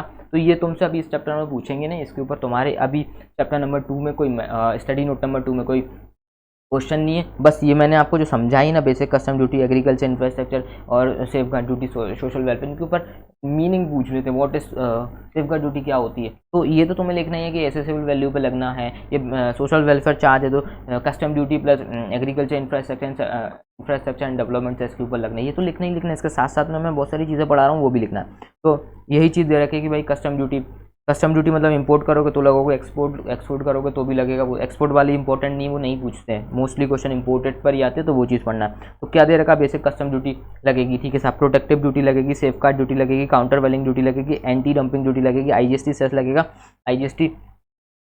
जीएसटी कंपनसेशन सेस लगेगा और आईजीएसटी लगेगा। ठीक है, ये सब चीज़ें मैंने आपको ऊपर करा दी हैं। ठीक है, जो इंपॉर्टेंट थी वो पढ़ा दी है, ये काउंटर वेलिंग ड्यूटी मैंने नहीं पढ़ाई ऊपर। ठीक है, कोई दिक्कत नहीं है, हो जाएगा काम, मैं आपको समझा दूंगा। ठीक है, अब होता है social welfare charge. Social welfare charge देखो मैंने आपको पढ़ाया था, किस किस पर लगता है? बेसिक कस्टम ड्यूटी, रुको रुको रुको रुको, हाँ, बेसिक कस्टम ड्यूटी प्लस करके लिख दिया इन्होंने सोशल वेलफेयर चार्ज। मतलब जो एग्रीकल्चर इंफ्रास्ट्रक्चर वो वाला है ना, वो नया आया हुआ तो इन्होंने इसमें ऐड नहीं किया हुआ है। ठीक है, लेकिन उसके ऊपर भी लगेगा, यहाँ पे दे रखा हुआ है। ठीक है साहब, तो सोशल वेलफेयर चार्ज किस किस पर लगेगा? Basic custom duty plus agriculture infrastructure and development cess के ऊपर, इन दोनों को ऐड कर देना, उसके ऊपर आप सोशल वेलफेयर चार्ज लगा देना। ठीक है साहब, अब आता है नोशल एक्सपोर्ट गुड। ठीक है, एक्सपोर्ट गुड्स पर कोई सोशल वेलफेयर चार्ज नहीं लगाया जाता। सोशल वेलफेयर चार्ज क्या भाई, वो चार्ज लेते हैं भाई, उनकी इच्छा लेना है उनको। अब कुछ चीज़ हो, types of duty. Basic custom duty क्या होता है? कोई भी गुड्स इंपोर्ट करो एक्सपोर्ट करो, बेसिक है वो, तो बेसिक है इतना तो वो चार्ज करते हैं, उसको कहते हैं अपन बेसिक कस्टम ड्यूटी। तो जो अभी ऊपर पढ़ा है सर वो क्या था? वो तुम्हारे लिए टाइम पास था। टाइम पास कैसा था? ये तो मैं समझाने के लिए था, इतनी सारी ड्यूटीज़ लगाई जाती हैं, ऐसे ऐसे लगाई जाती हैं। तो क्वेश्चन आपको न्यूमेरिकल नहीं मिलेगा, आपको थ्योरेटिकल क्वेश्चन मिलेगा। तो ये जरूर लिख लेना, एसेसेबल वैल्यू इनटू रेट, मतलब कि बेसिक कस्टम ड्यूटी किस पर लगता है? Assessable value plus rate. यही चीज़ नीचे भी दे रखी हुई, तो मैंने नीचे का पूरा समराइज करके यहाँ लिख दिया। थ्योरेटिकल पूछते हैं, थ्योरेटिकली आपको आंसर देना है इन सब का, तो थ्योरी में ही इसको इनकॉर्पोरेट कर लेना। और भी चीज़ें बता रहा हूँ इंपॉर्टेंट, वो हाईलाइटेड पोर्शन वो भी अपने को याद करना है इस चैप्टर के अंदर, बेसिकली इस चैप्टर की बात कर रहा हूँ। ठीक है साहब, अभी आता है agriculture infrastructure and development cess होता है। ये किसके ऊपर लगता है भाई? ये एसेसेबल वैल्यू इनटू रेट के ऊपर लगा देना। किन किन चीज़ों पे लगता है याद करना है, ये इंपॉर्टेंट है, अभी आया हुआ है, लर्न जरूर करना है। पर्पस क्या है? सीधी सी बात है, वो पूछेंगे वो agriculture infrastructure and development cess लगता है तो वो क्यों लगता है, वो उसका मीनिंग बता दो, वो सब चीज़ें। तो डायरेक्टली आपको लिखना है the purpose of financing the agriculture infrastructure, मतलब कि एग्रीकल्चर को, सीधी सी बात है, ये सेस लगा तो एग्रीकल्चर पर्पस के लिए जाएगा, एग्रीकल्चर डेवलपमेंट तो उसलिए जाएगा, सीधी सी बात। ठीक है, तो इनका purpose of financing the agriculture infrastructure को अच्छा बनाया जाए, उसलिए ये चार्ज लेते हैं। एंड अदर डेवलपमेंट एक्सपेंडिचर, और भी कुछ अदर खर्चे करने। Such cess is applicable on certain specific goods such as apple, मतलब कि ये कुछ स्पेसिफिक गुड्स के ऊपर लगते हैं। कौन कौन से स्पेसिफिक गुड्स हैं, इनको याद करना है। जी सर, इनको याद करना भाई, सब डायरेक्ट क्वेश्चन पूछेगा, एग्रीकल्चर सेस क्या होता है, किस पर लगता है, क्या है। ठीक है, तो किस किस चीज़ों पर लगता है? एप्पल पर लगता है, टोबैको चंदा पे लगता है, ठीक है, चिक पीस पर लगता है, लेंटिल्स पर लगता है, वेरियस टाइप ऑफ कोल्स पर लगता है, यूरिया पर लगता है, सिल्वर पर लगता है, सिल्वर मतलब चांदी, सिल्वर डोर पर लगता है। सिल्वर डोर का मतलब होता है कि भाई कोई ऐसा पत्थर है, कोई सा पत्थर है, उसमें 70-80% चांदी है, वो अपन इंपोर्ट करके ले आए, क्या करेंगे अपन उसको, उसमें से अपन चांदी निकाल लेंगे, तो उसको कहते हैं सिल्वर डोर। सिल्वर, उसका आता है गोल्ड, गोल्ड लेके आओ, उसमें लिखा है including imported by eligible passenger, मतलब कि कोई पैसेंजर अपन घूमने का तो भी आप गोल्ड लेके आओ, तो उस पर भी agriculture infrastructure and development cess लग जाएगा, या फिर गोल्ड का डोर है। ठीक है, इन सब चीज़ों पे लगाया जाएगा agriculture infrastructure and development cess. याद कर लो एक बार और बता रहा हूँ, the purpose of this cess is to finance the agriculture infrastructure and other development expenditure. मैं मेन पॉइंट याद करा रहा हूँ, क्या करना भैया, एग्रीकल्चर इंफ्रास्ट्रक्चर क्या हो, डेवलप हो, फाइनेंस देना है, किसको देना है, एग्रीकल्चर इंफ्रास्ट्रक्चर को, एंड अदर डेवलपमेंट एक्सपेंडिचर। किन किन चीज़ पर लगाया जाता है? स्पेसिफिक गुड्स पर लगाया जाता है। कौन कौन से स्पेसिफिक गुड्स हैं भाई? एप्पल ले लो, को बाकी चंदा ले लो, ठीक है, चिक पीस ले लो, लेंटिल्स ले लो, various various type of coal मतलब कोयला, यूरिया ले लो, सिल्वर ले लो, सिल्वर डोर ले लो, गोल्ड ले लो, गोल्ड का डोर ले लो, एक्सेट्रा। बस दैट्स इट, ये था हमारा एग्रीकल्चर इंफ्रास्ट्रक्चर। डायरेक्ट क्वेश्चन पूछेंगे, दैट्स इट। और तुम चाहो तो एग्जाम्पल कर लो। देखो मैंने ऊपर जो तुम्हें पढ़ाया था ना, वो उसी चीज़ का एग्जाम्पल है। कॉस्ट कितना, एसेसेबल वैल्यू क्या बोलेंगे अपन, कॉस्ट ऑफ गुड्स इंपोर्टेड है, कुछ भी बोल लो, 1,00,000 रुपये। Basic custom duty assessable value पर लगा दो, एसेसेबल वैल्यू 1,00,000 का 10% 10,000। एग्रीकल्चर इंफ्रास्ट्रक्चर सेस किस पे लगेगा भाई, किस पर लगेगा, मैंने आपको कुछ बोला था, किस पर लगेगा, एसेसेबल वैल्यू पे ने लगा दिया। अब आते हैं अपन सोशल वेलफेयर चार्ज। सबसे इंपॉर्टेंट चीज़ है सोशल वेलफेयर चार्ज। ये किस पर लगता है, basic custom duty plus agriculture infrastructure and development cess. अगर एग्रीकल्चर इंफ्रास्ट्रक्चर डेवलपमेंट सेस नहीं दे रखा तो उसको मत लेना, सिर्फ बेसिक कस्टम ड्यूटी पर लगा के छोड़ देना। तो देखो इन्होंने क्या किया, 10,000 प्लस 7,500, ये दोनों है basic custom plus agriculture cess, इन दोनों का प्लस किया तो 17,500 हुआ। इसका 10% ये लग गया तुम्हारा ये सेस, ये ठीक है। सरचार्ज वगैरह इसमें एप्लीकेबल नहीं है, ठीक है। उसके बाद आता अपन टोटल हो गया, कितना हो गया, 1,19,250, दैट्स इट, डन, ठीक है। उसके बाद IGST लगेगा, IGST टोटल पे लगता है, IGST इस टोटल पे लगेगा। IGST सब पर लगा दो, बेसिक कस्टम हुआ, जितने भी सेस वगैरह सब है उसको इंक्लूड कर लो, तो उस पर IGST लगेगा, सेस भी उन सेम चीज़ों पे लगेगा।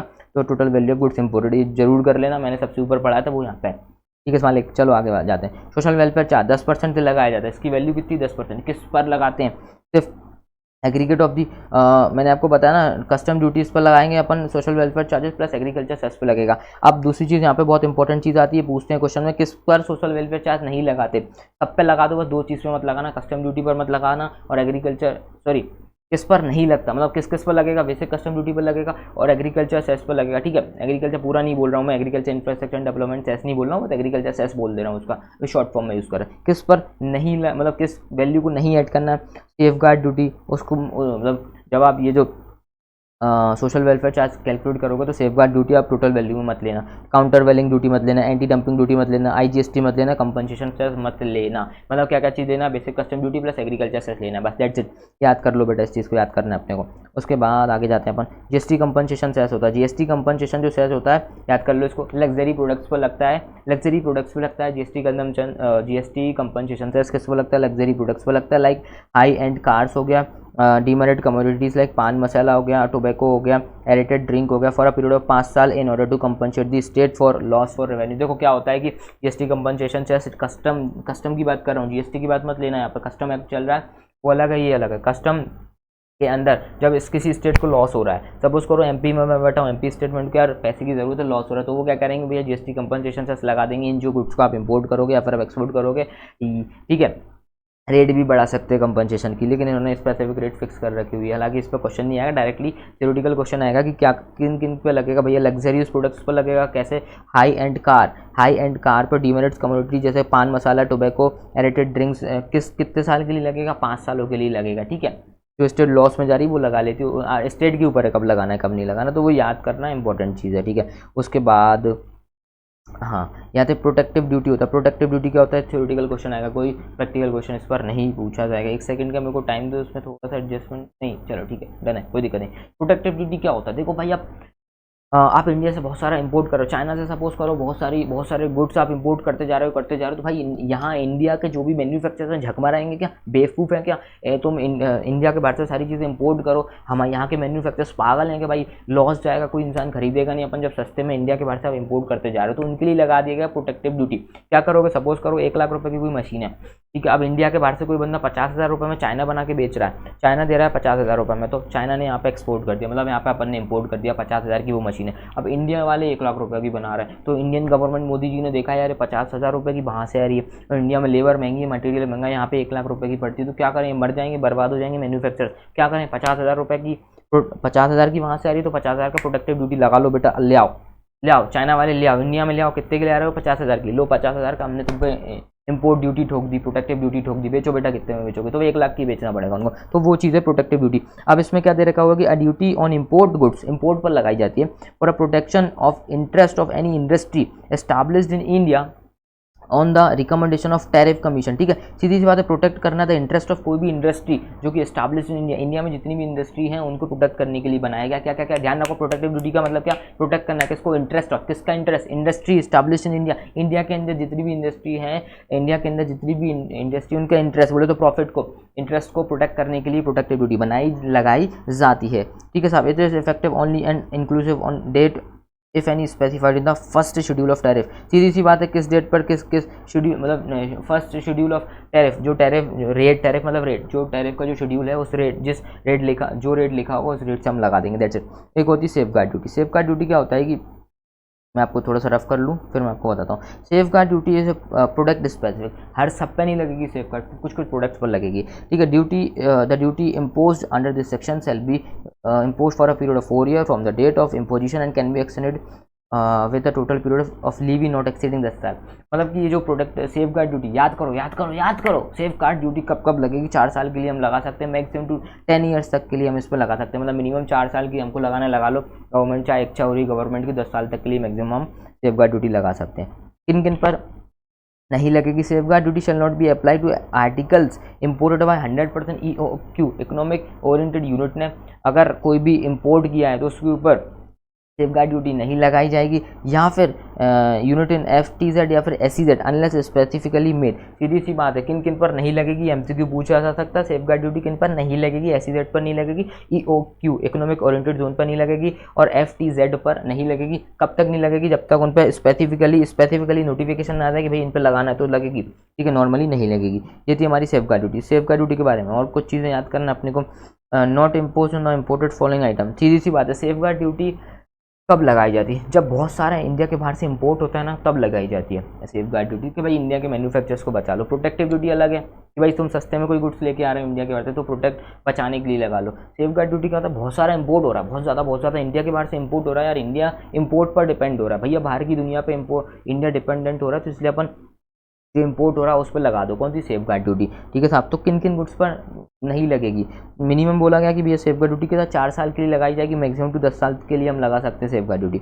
अब उसमें कोई और चीज़ बता देते हैं। आर्टिकल्स देखो किन किन पर नहीं लगाई जाएगी। कोई भी एक डेवलपिंग कंट्री है, अगर एक कोई डेवलपिंग कंट्री टोटल इम्पोर्ट, हम जो पूरे इंडिया में जो टोटल इम्पोर्ट हो रहा है उसका 3% तक उनका, अगर उसका ये थियोरेटिकल क्वेश्चन पूछ सकते, 3% तक अगर इंडिया के बाहर से एक कोई कंट्री है, सपोज करो भाई नेपाल है, एग्जाम्पल ले रहा हूँ, वो डेवलपिंग कंट्री है, ठीक है साहब, एग्जाम्पल अच्छा छोटा था, ठीक है, अब दिमाग मत लगाना ज़्यादा।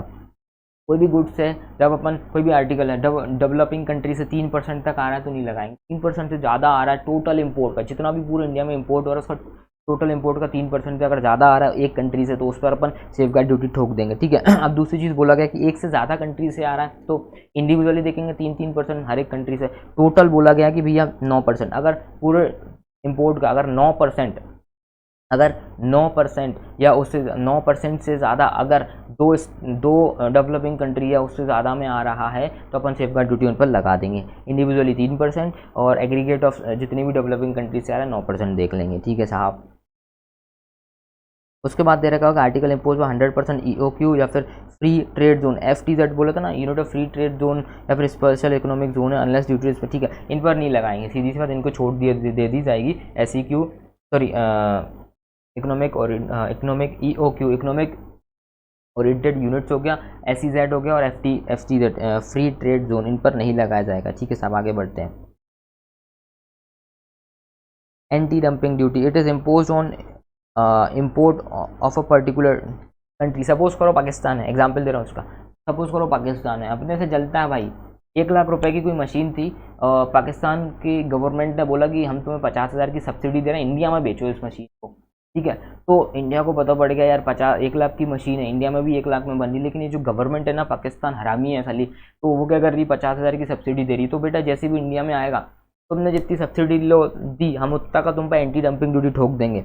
तो तुम जो इंपोर्ट करो पाकिस्तान वालों, 50,000 की कोई तुमने इंपोर्ट कर दी, उस पर 50,000 की सब्सिडी दे दी, ठीक है, मतलब 1 लाख की कोई मशीन थी जिसमें 50,000 का सब्सिडी दे दी, 50,000 में तुमने इंडिया में इंपोर्ट करा दी, तो हम इंडियन गवर्नमेंट नरेंद्र मोदी जी हमारे 50,000 रुपये से उस पर क्या लगा देंगे, एंटी डंपिंग ड्यूटी, लो बेटा बेचो, ठीक है। तो बोला गया है इम्पोर्ट, क्या बोला गया कि it is import on a particular कोई कंट्री वाइज देखा जाता है। किसी कंट्री ने अगर सब्सिडी ज़्यादा दे रहे हैं तो उस पर्टिकुलर कंट्री वाइज देखेंगे, उस पर लगाई जाएगी। It is impose on particular country, उस कंट्री का जो इम्पोर्ट होगा उस पर लगाई जाएगी, ठीक है साहब। Where any article exported by an exporter to India, India के बाहर से अगर किसी व्यक्ति ने इम्पोर्ट किया at less than the nominal value, जो नॉमिनल वैल्यू उससे कम में करता है, then upon the importation of such article in India the central government may impose the anti dumping duty. Simple सी बात है, सीधी सी बात मैंने आपको बता दी कि भाई उन्होंने सब्सिडी दे दी, आपने जो नॉमिनल वैल्यू नॉर्मल वैल्यू से कम में आप इंपोर्ट करते हो तो सेंट्रल गवर्नमेंट उस पर एंटी एंटी डंपिंग ड्यूटी लगा देगी। ठीक है भैया, चैप्टर नंबर 2 बल्ले बल्ले खत्म हो गया, स्टडी नोट नंबर 2 खत्म हो गया बल्ले बल्ले।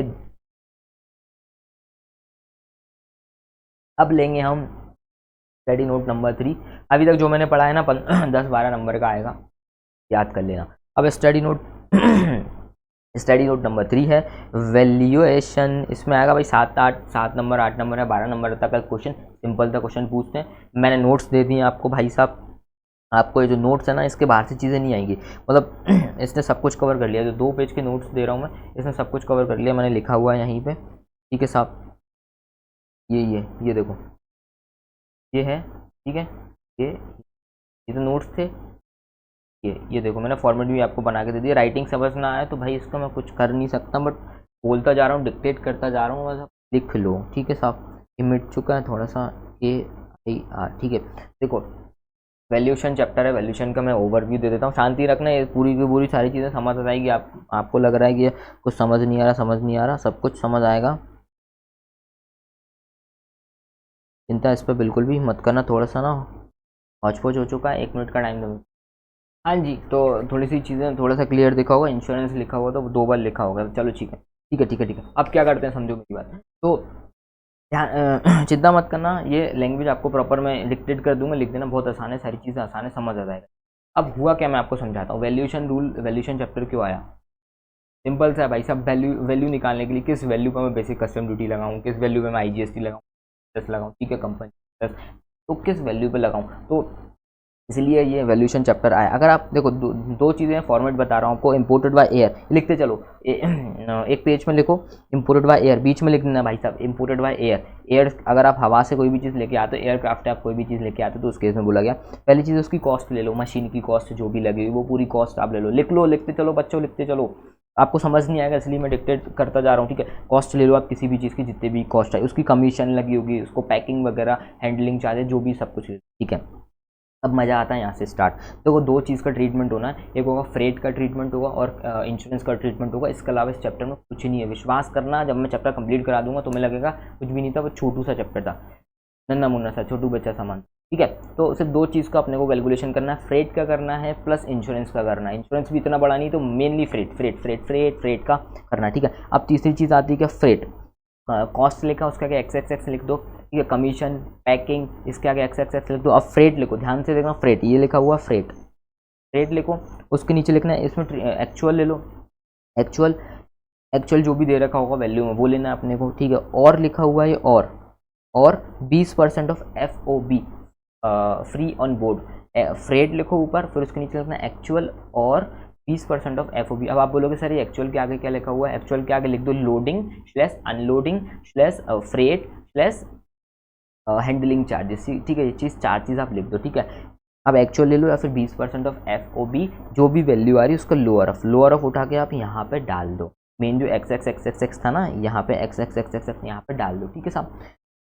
ये मेरा फ्रेट का ट्रीटमेंट करना है एयर के केसेस में। हवा से अगर कोई भी सामान आ रहा है तो ये चीज़ एक बार लिख लो, मैं फिर एक बार डिक्टेट कर दूंगा, ठीक है। फिर इंश्योरेंस के केस में अपन क्या करेंगे, इंश्योरेंस है, इंश्योरेंस में या तो तुम एक्चुअल दे रखा है तो एक्चुअल ले लो, जो भी एक्चुअल दे रखा है उसको XXX करके यहाँ नहीं है अवेलेबल है तो क्या करेंगे, 1.125% ऑफ FOB लेना है। मैं सब चीज़ समझाऊंगा, चिंता मत करो, डिक्टेट कर रहा हूँ लिखाने के लिए, ठीक है। 1.125% ऑफ FOB ले लो। एक्चुअल इंश्योरेंस एक्चुअल दे रखा, एक्चुअल ले लो, नहीं दे रखा क्या करें, 1.125% ऑफ FOB ले लो। सिर्फ डीमर्ज चार्जेस ले लो बेटा, ठीक है। लाइटरेज चार्जेस, ठीक है, XXX वो भी ले लो, बैर्ज चार्जेस वो भी ले लो, ठीक है। इन सब का ऊपर जो भी इसका टोटल लगा लो, टोटल लगा के बोलेंगे एसेसेबल वैल्यू, CIB बोलेंगे, CI आप इंपोर्ट कर रहे हो, CIB लिखना है लिखो, नहीं लिखना है मत लिखो। मैंने आपको बताया था ना ऊपर, इंपोर्ट करेंगे तो CIB लगेगा, एक्सपोर्ट करोगे तो FOB लगेगा, ठीक है। तो FOB ऊपर आ गया तो CIB यहाँ पे आ गया। अब CIB FOB में कंफ्यूज नहीं होना है, तो जो इंपोर्ट और ये यहाँ पे लिखना है लिख लो, CIB नहीं लिखना मत लिखो, मार्क्स नहीं मिलते, ठीक है। इसमें से आप ये लिख सकते हो एसेसेबल वैल्यू, तो भी आपका काम हो जाएगा। यहाँ पे टोटल लगा दो सबका, तो एसेसेबल वैल्यू आ गया। अब बेसिक कस्टम ड्यूटी किस पर लगता है, मैंने सबसे ऊपर पढ़ाया था, वो यहाँ पे काम आ रहा है, ठीक है। Basic custom duty assessable value पे लगता है, ये एसेसेबल वैल्यू आ गई। तो कितना जितना दे रखा हो 10%, 12%, 15% ये क्वेश्चन में दे रखा होगा, उसका आप एसेसेबल वैल्यू लगा दो। फिर लगा दो social welfare charge. Social welfare charge किसका लगता है, बेसिक कस्टम ड्यूटी का लगता है। बेसिक कस्टम ड्यूटी पे कितना 10%, सोशल वेलफेयर चार्ज की रेट है 10%, ना भी दे रखा हूँ अपन करके लगा दे, ठीक है। वैसे कस्टम ड्यूटी का 10% आप लगा दो। उसके बाद क्या लगाना है, टोटल आ गया, टोटल पे लगेगा IGST लगेगा टोटल पर ही, जो भी टोटल वैल्यू आई है, प्लस लगा दो GST सेस, किस पर लगेगा, टोटल पर लगेगा, या कि तुम्हारी टोटल वैल्यू, इसको बोलेंगे एसेसेबल वैल्यू, सॉरी इस पर बोलेंगे कॉस्ट ऑफ इम्पोर्ट, आपने जितना भी इम्पोर्ट किया वो। ठीक है साहब, ये हो गया, मैंने आपको बता दिया। अब ये आपने लिख लिया होगा इतना। ठीक है, अभी ये इम्पोर्ट बाय वेसल ये लिखा हुआ है, ये दूसरे पेज पे लिखेंगे। ठीक है, दूसरे पेज पे आपको लिखना है इम्पोर्ट वाइल वेसल, वेसल से आता है फिर लैंड से आता है, वो लिखो। ठीक है, अब ये सेम चीज़ कॉस्ट, यहाँ पे कॉस्ट दे रखी हुई ना, ये कॉस्ट, तो वो भी यहाँ पे सेम कॉस्ट लिख लो। कमीशन पैकिंग यहाँ पे भी लिख लो। ठीक है, फ्रेट है, फ्रेट के केस में दे रखा है एक्चुअल ले लो आप, नहीं दिया तो 20% ऑफ FOB ले लो। किसके केस में, वेसल और लैंड के केस में। मोस्टली क्वेश्चन इसी पे आता है, वेसल और लैंड के केस में। क्या क्या लिखना है, आप पेज उठाओ दूसरा, उस पर लिखो इम्पोर्टेड बाय वेसल और लैंड, उसके नीचे लिखना है cost XXX, commission XXX, packing charges XXX, उसका फ्रेट लिखना है, फ्रेट एक्चुअल ले लो, एक्चुअल नहीं दे रखा तो 20% ऑफ FOB ले लो। ठीक है, उसके बाद इंश्योरेंस एक्चुअल ले लो, एक्चुअल नहीं दे रखा 1.125% ऑफ FOB ले लो। और सारी बातें ये जो यहाँ लिखा हुआ ना, सिर्फ डीमर्ज लाइटर, ये सब यहाँ पे भी लिख दो, सेम चीज़ उस पेज पे लिख दो। क्या लिखना, सिर्फ demurrage XXX lighter, barrage, assessable value, custom duty, social welfare charge, total IGST cess, पूरा ये कॉपी करके नीचे वाला पूरा पोर्शन यहाँ पे आप लिख दो। ठीक है, आपका ये दूसरा चीज़ हो चुका है कंप्लीट। बस ये दूसरे पेज में ये 4 चीज़ों में एडजस्टमेंट था, बाकी सारी कॉपी पेस्ट कर लो उस पेज से। मतलब ये जो इम्पोर्ट बाय एयर है ना, सारी की सारी चीज़ें कॉपी कर लो इन फ्रेट और इंश्योरेंस को छोड़ के। अब ये नोट्स पे आते हैं अपन। नोट्स तो वैसे भी मैं तुम्हें समझा दूंगा, कोई दिक्कत नहीं, जब पढ़ेंगे ना नोट्स अपन समझ लेंगे। अब आओ बेटा चैप्टर पे, मैं चीज़ों को रफ कर रहा हूँ। ठीक है, ये हमारा बहुत इंपॉर्टेंट चीज़ चल रही है, मैं चीज़ों को रफ करते हुए आगे बढ़ रहा हूँ। ओके, हमारा रफ हो गई। अब आओ तुम देखो, अब वैल्यू कैसे निकाल, जो पेज नंबर पहला तुमने जो अभी लिखा ना इम्पोर्ट बाय एयर, उसको खोल लो शांति। जो भी चीज़ है ना, तुम्हारी मशीन की कॉस्ट है, कमीशन, पैकिंग, जो क्वेश्चन में दे रखा है एज इट इज़ उठा लो। अब जब बात करते हैं फ्रेट की, फ्रेट देखो, हवा में कोई भी चीज़ आती है ना, हवा से फ्रेट एक्चुअल दे रखा है या फिर 20% ऑफ FOB, इन दोनों में से जो भी लोअर होगा ना वो लेंगे अपन। FOB का कैलकुलेशन नीचे करना, तुम वर्किंग क्या करना, क्वेश्चन में ऊपर दे रखा हो लेकिन तुम नीचे करना, कंफ्यूजन नहीं होगी। रेट ध्यान रखो, एक्चुअल ले लो, एक्चुअल नहीं है तो FOB का 20% ले लो। अब जब FOB का 20% ले रहे हो तो एक्चुअल देखो, समझो एक्चुअल में क्या लेना भाई, कोई लोडिंग चार्जेस है। फ्रेट कहाँ से कहाँ तक लेना है, जब आप कोई भी चीज़ इम्पोर्ट करते हो उसमें दे रखा होगा लोडिंग चार्जेस, कहाँ से कहाँ तक का लेना है अपने को फ्रेट। देखो हम इम्पोर्ट करेंगे ना, इम्पोर्ट का ही क्वेश्चन आएगा, एक्सपोर्ट वाला कोई क्वेश्चन नहीं आएगा। हम कोई भी कुछ जब इम्पोर्ट कर रहे हैं, इम्पोर्ट पोर्ट तक उतरने का, कोई भी जहाज से वो वेसल से आया या फिर एयरक्राफ्ट से आया या फिर ट्रांसपोर्ट से, पोर्ट आया मतलब कि कस्टम पोर्ट है, पोर्ट पूरा प्लेट वो जैसे कि रेलवे स्टेशन का रेलवे स्टेशन होता है या फिर एयरपोर्ट होता है, ऐसे पोर्ट होता है, एयरपोर्ट वही ऐसे ही पोर्ट होता है इनका सामान वगैरह का, वहाँ पे वहाँ तक आके उतरने तक का, अनलोडिंग तक का सारा खर्चे को बोलते हैं फ्रेट।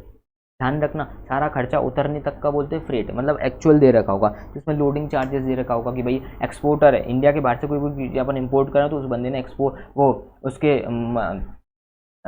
फैक्ट्री से सामान निकलने का लोडिंग लगा होगा, बीच का आने जाने का रास्ते का पैसा लगा होगा, पोर्ट पे उसने रखवाया होगा, सामान चढ़वाया होगा, और ऊपर भैया एयरप्लेन आया होगा, एयरप्लेन का रास्ते का खर्चा, यहाँ तक इंडिया में आने तक का खर्चा, यहाँ पे पोर्ट पर अनलोडिंग तक का खर्चा, वो एक्चुअल दे रखा होगा।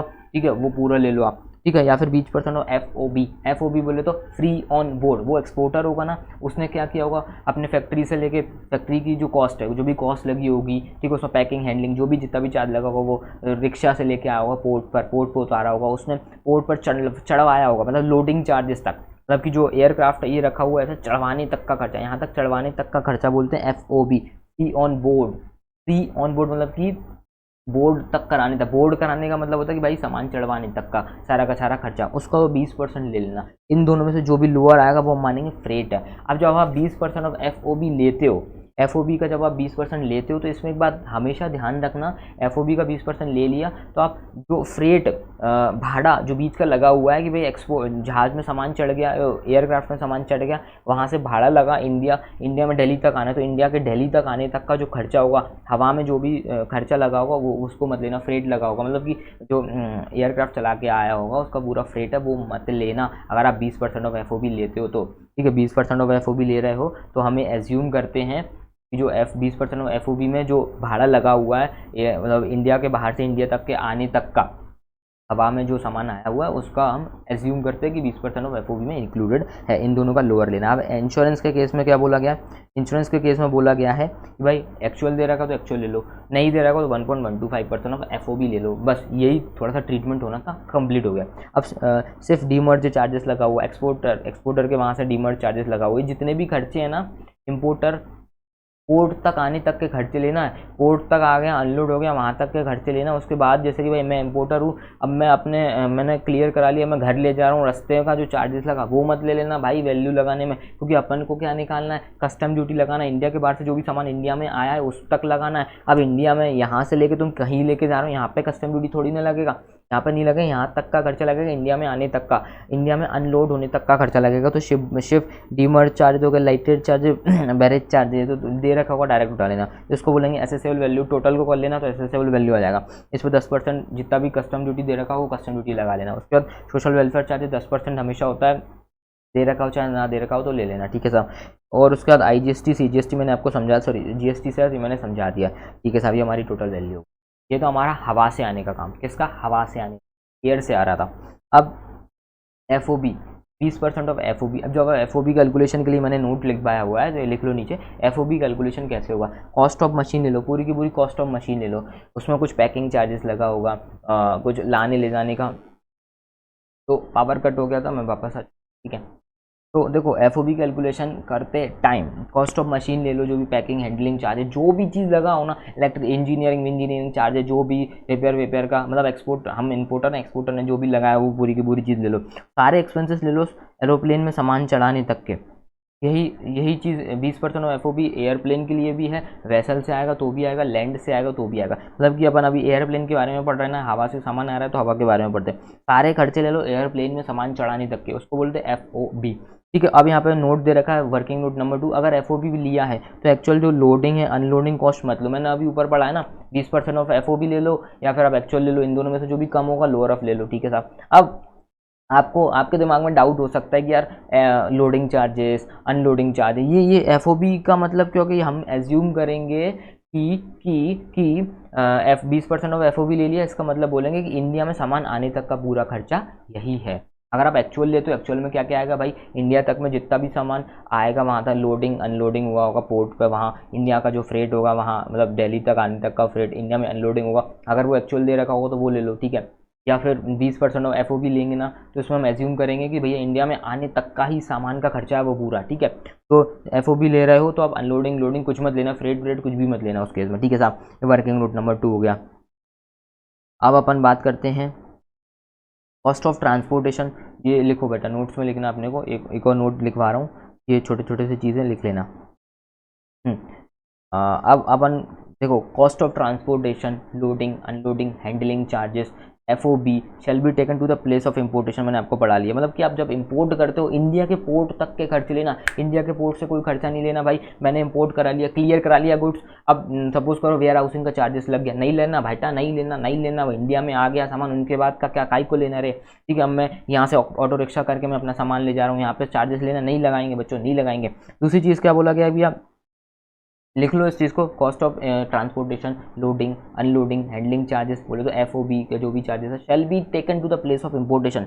इंपोर्ट जहाँ तक करेंगे वहीं तक का लगेगा। इंक्लूड दिस एक्सपेंसेस, ये देखो और नीचे नोट्स लिखना है, include this expenses while computing assessable value only if incurred by the SSC and separately given in question. ये नोट नंबर 2 है, ये नोट नंबर 2 है, ठीक है। याद करो, ये नोट नंबर याद नहीं करना, नोट नंबर 2 करके लिखो। इंक्लूड दिस एक्सपेंसेस, ये जो नीचे खर्चे मैं बता रहा हूँ इंक्लूड कर लेना।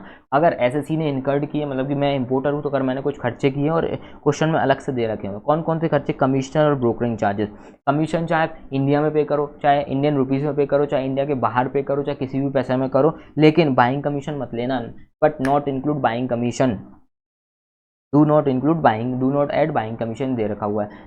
कमीशन सारी ले लो, कुछ भी क्वेश्चन में दे रखा है, ब्रोकरेज दे रखा ले लो, लेकिन इंडिया में करो इंडिया के बाहर करो कोई मतलब नहीं, लेकिन बाइंग कमीशन मत लेना, बाइंग कमीशन मत लेना। दूसरी चीज़ है कंटेनर, ऐड करो इफ नॉट रिटर्न लेवल। कोई कंटेनर आया, ये जहाज से सामान आ रहा था, मैं कंटेनर ही रख लिया मैंने, रिटर्न नहीं करना, तो वो तो इंपोर्ट हो गया कंटेनर। मैंने आपको बताया था गुड्स की डेफिनेशन में, क्योंकि वो वेसल है एयरक्राफ्ट में इंडिया में लेके आया, मैं वापस नहीं ले जा रहा हूँ मैं, भैया वो इंपोर्ट किया तुमने, ठीक है, खरीद के लेके आए हो। तो आप वैल्यू का पार्ट बनाओ। कोई भी कंटेनर है जिसको अपने को वापस नहीं करने ना, तो उसको आप वैल्यू का पार्ट बनाओ। पैकिंग चार्जेस ऐड करो, अलग से पैकिंग चार्जेस है। मैंने बोला यार उसको कॉल करके, भाई तू अच्छे से पैक कर देना, मेरे से पैसा ले लेना, चाहे मैंने पैसा दिया हो चाहे तुमने पैसा दिया हो, ठीक है, कोई दिक्कत नहीं। इम्पोर्टर ने दिया, एक्सपोर्टर ने पैसा दिया हो, लेकिन वो अपन इंक्लूड कर लेंगे, पैकिंग चार्जेस को ऐड कर लेना, ठीक है, एसेसिबल वैल्यू या फिर ट्रांजेक्शन वैल्यू को कैलकुलेट करने में, ठीक है। मटेरियल ये दे रखा हो, मटेरियल है, मोल्ड है, डाई है, सप्लाइड फ्रॉम इंडिया, ये टूल लिखा हुआ है, material, tool, mould, dice, supplied from India. India से मैंने कोई मटेरियल, मैंने एक्सपोर्टर को बोला ये मटेरियल, ये डाई है, ये टूल है, ये मैं तेरे को दे रहा हूँ, ठीक है। अब सप्लाइड फ्री में अगर देते हैं अपन ने उसको, तो ऐड करो वैल्यू का पार्ट मान, ठीक है। जो अपन मशीन की, सपोज करो कोई मशीन बन रही, तो मैंने उनको डाई वगैरह टूल दे दिया, उसका टूल है नहीं है, वो टूल दे दिया, कुछ डाई वगैरह मोल्ड दे दिया, इंडिया से दे दिया। अगर मैंने फ्री में दे दिया उसको, तो पूरी वैल्यू ऐड कर लो, मान लेंगे वो कॉस्ट ऑफ मटेरियल का, वो कॉस्ट ऑफ मशीन का पार्ट है वो, ठीक है, तो उसको पूरी वैल्यू ऐड कर लो। अगर इस सप्लाइड कंसेशनल रेट 100 रुपये का था, 50 में दे दिया, तो कंसेशनल रेट को ऐड कर लो, 50 रुपये ऐड कर लो, ठीक है।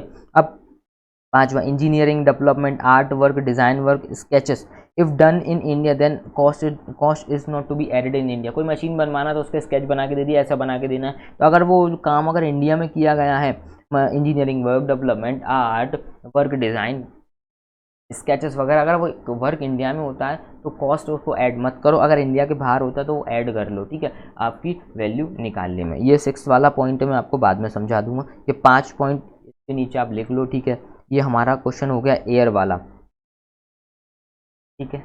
अब एयर के बाद आते हैं अपन इंपोर्ट व वेसल से करो या फिर लैंड से करो। तो मैंने आपको बता दिया कॉस्ट, कमीशन, पैकिंग यहाँ पे भी छाप देना, ठीक है। फ्रेट की बात आता है, एक्चुअल दे रखा है तो ठीक है, एक्चुअल फ्रेट नहीं दे रखा तो 20% ऑफ एफओबी ले लो। उसके बाद क्या ये लोअर वोअर, इसमें कुछ भी नहीं करना। अगर आप लैंड से लेके आते हो या फिर आप वेसल से लेके आते हो, कुछ भी नहीं करना। इंश्योरेंस की बात करते हैं, एक्चुअल दे रखा तो ठीक है, अगर इंश्योरेंस नहीं दे रखा तो बेटा 1.125% ले लेना।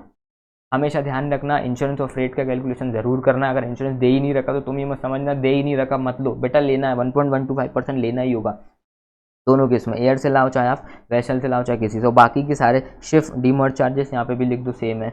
Lighter charges, barrage charges, accessible value, custom duty, सब कुछ यहाँ पे भी सेम, इसमें कोई डिफरेंस नहीं, सेम यहाँ पे भी छाप दो, सेम चीज़ है, तो तुम्हारी यहाँ पे भी टोटल वैल्यू आ जाएगी। अब वही सेम इसके नीचे भी वर्किंग नोट लिखना है, चाहे तो तुम कॉमन वर्किंग नोट ले लो, चाहे तो तुम अलग अलग से लिखना चाहो तो लिख लो कि भैया एफओबी जो वैल्यू कैलकुलेट करेंगे, ये लिखा हुआ है ना ऊपर, ये जो 20% ऑफ एफओबी, तो कौन सा एफओबी के में भी सेम चीज़ दे रखा हुआ है कि भैया कॉस्ट ऑफ मशीन ले लो, सारे चार्जेस ले लो। अच्छा, इंजीनियरिंग चार्जेस लगा दिए गए, एक्सपोर्टर है उसने इंजीनियरिंग चार्जेस, डिज़ाइन चार्जेस लगा, वो भी लेंगे एफओबी को कैलकुलेट करने में। हाँ जी भैया लेंगे, क्या क्या लेंगे, सब कुछ लेंगे। कब तक फ्री ऑन बोर्ड तक के सारे खर्चे, मतलब कि आप वेसल है एयर का आपने सामान चढ़ाने तक के सारे खर्चे ले लो, 20% ऑफ एफओबी कैलकुलेट करने में। सेम चीज़ यहाँ पे, सेम नोट्स यहाँ पे भी लिख लेना, चाहो तो कॉमन नोट्स करके आप लिख लेना।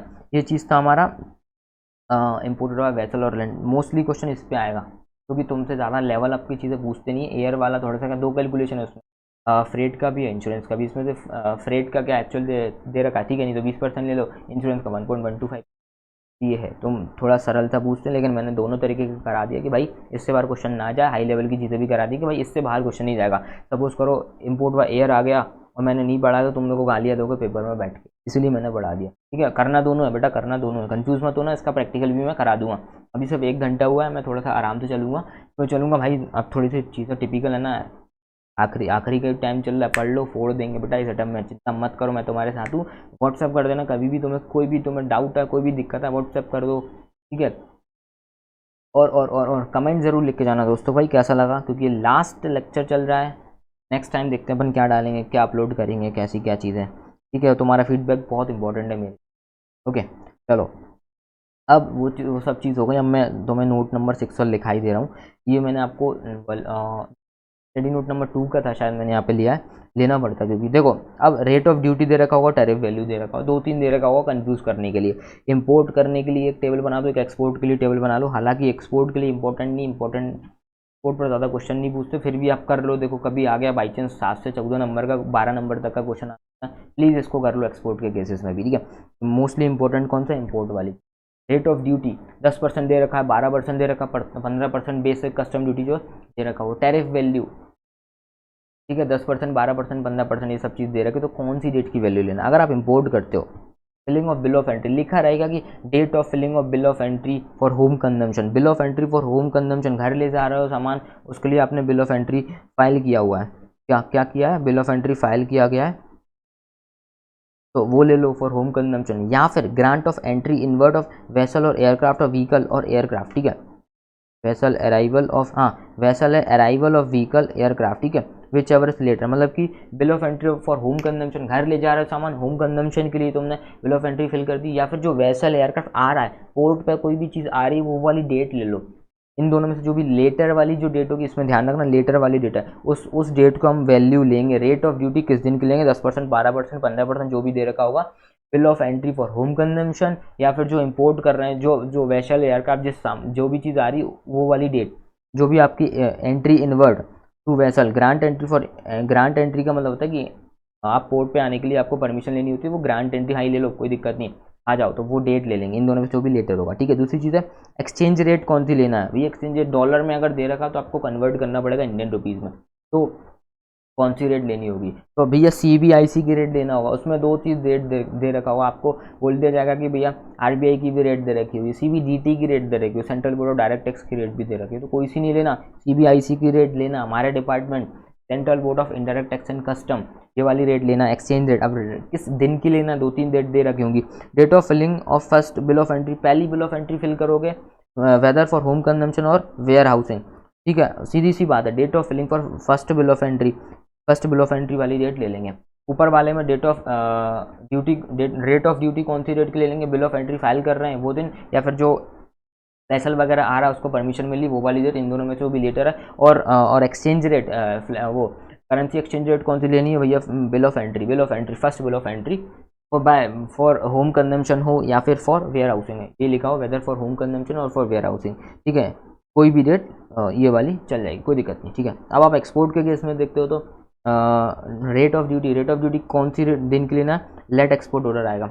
रेट ऑफ ड्यूटी कौन से दिन के लिए ना, भैया मैं एक्सपोर्ट करने जा रही हूँ, ये टैबलेट है मेरे को एक्सपोर्ट करके जाना है, तो लेट एक्सपोर्ट ऑर्डर, आपको ऑर्डर आ जाएगा भाई एक्सपोर्ट कर दो, मैं परमिशन मानूंगा मेरे को एक्सपोर्ट करना है, तो लेट एक्सपोर्ट ऑर्डर आ जाएगा, उस दिन की डेट मिलेंगे, ठीक है। दूसरी चीज़ है और एक्सचेंज करना है, अगर आपने करेंसी डॉलर वगैरह में आप एक्सपोर्ट करो जो भी करो, तो कौन सी डेट के लिए ना, date of filing of shipping bill और डेट और bill of export, bill of export या फिर शिपिंग बिल, इन दोनों में से जो डेट दे रखा होगा वो डेट अपन ले लेंगे। Date of filing of shipping bill और बिल ऑफ एक्सपोर्ट, ठीक है, एक रेट दे रखा होगा वो ले लेंगे एक्सपोर्ट के केस में, ठीक है। ये हमारा चैप्टर डन हो चुका है।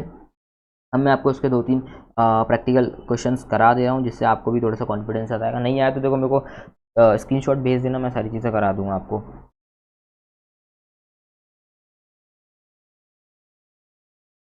एग्जाम्पल नंबर 5 करेंगे हम, पहले अपन 7 करते हैं। आसान है, बाकी के सारे मेरे को समझाना था जो मैंने अभी तक पढ़ाया, इसमें से क्वेश्चन बनता, बाकी के जरूर कर लेना, बहुत आसान से एसेसेबल वैल्यू निकालना बड़े आसान है, ठीक है। एग्जाम्पल नंबर 7 में आपको करा दे रहा हूँ। मैं अपने आप को साइड, चलो मैं साइड नहीं रख रहा हूँ, थोड़ा सा खुद ही साइड हो जा रहा हूँ, छोटा हो जा रहा हूँ मैं, चलो ठीक है।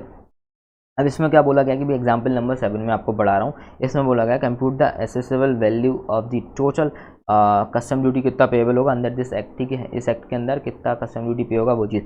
कॉस्ट ऑफ मशीन दे रखा होगा of the factory at the exporter. सबसे पहले अपने को दिमाग लगाना है भैया ये एयर से आया है, लैंड से आया है, वाटर से आया है, तो सबसे पहले देखो कि भैया शिपमेंट दे रखा हो, शिप से आया हुआ, देखो शिप दे रखा हुआ है, शिपमेंट दे रखा मतलब कि जहाज से आया है, लैंड या वेसल से आया हुआ।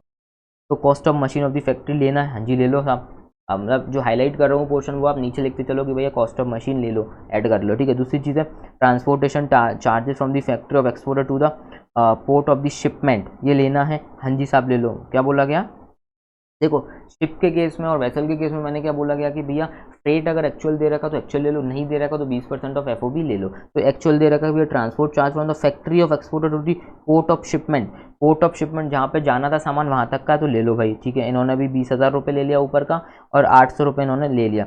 अब उसके बाद क्या दे रखा, handling charges paid for the loading of the machine, handling charges लेना है भैया ले लो, ठीक है। Buying commission paid by the importer, मैंने तुमको समझाया बाइंग कमीशन लेना ही नहीं है, क्रॉस कर दो, नहीं लेना नहीं लेना नहीं लेना, बाइंग कमीशन नहीं लेना नहीं लेना, बात खत्म, ठीक है। उसके बाद है lighter charges paid by the importer, लेना है हिसाब, लेना है अपने को, ले लेंगे। ये देखो इन्होंने 200 रुपये ले लिया होगा, लाइटर चार्जेस 200 रुपये ले लिया इन्होंने, ठीक है। मैं जो जो पढ़ा रहा हूँ वो चीज़ करो, एफओबी का कैलकुलेशन जो होगा ना वो अपन वर्किंग नोट में करेंगे अगर रिक्वायरमेंट है तो, ठीक है। अब क्या करेंगे, लाइटर चार्जेस भी हो गया हमारा। Freight incurred from the port of entry to the inland container depot, हुआ क्या, देखो पोर्ट आया, वो एयरक्राफ्ट से आया, वो पोर्ट पे सामान उतर गया, उसके बाद क्या हुआ, अब इस पोर्ट से हम दूसरे पोर्ट पे लेके जा रहे हैं, ये बड़ा पोर्ट है, यहाँ से 50 किलोमीटर दूर दूसरा पोर्ट है, वहाँ लेके जा रहे हैं। अब ये बेटा इंपोर्ट हो गया, अब गुड्स अगर यहाँ से आगे जाता है इस पर कस्टम नहीं लगेगा, तो वही चार्जेस दे रखा हुआ है। टू इनलैंड कंटेनर डिपो, कहीं और जा रहा है, इनलैंड कंटेनर डिपोट पर जा रहा है, इस पर हम कस्टम ड्यूटी नहीं लगाएंगे, बात ध्यान रखना, ठीक है। शिप डीमर्ज चार्जेस लगा दो भाई साहब, शिप डीमर्ज चार्जेस है ये, इस पर को ऐड कर लो। Freight from the exporting country to India, freight India के बाहर से फ्रेट लगा, मतलब शिप्स, वो सॉरी इस केस में क्या किससे आया, जहाज से सामान आया, वेसल के थ्रू आया हुआ है, तो इंडिया के बाहर से इंडिया तक जहाँ तक सामान आ रहा है वो पानी में चलने के जहाज है, वहाँ तो फ्रेट है, उसका चार्ज लगा, ले लो, क्योंकि यहाँ पे क्या है एक्चुअल लेंगे किस किस केस में, लैंड के केस में और वेसल के केस में, एक्चुअल नहीं तो 20% ऑफ एफओबी, तो इन सबको ऐड कर लो, कितना होगा भाई 20,000, 8,000, ये 50 रुपये, ठीक है। उसके बाद इन्होंने किया 200 किया, फिर नीचे किया 400 और 5,000, 400 कर लिया, और एक और होगा 5,000, 5,000 का है हमारा,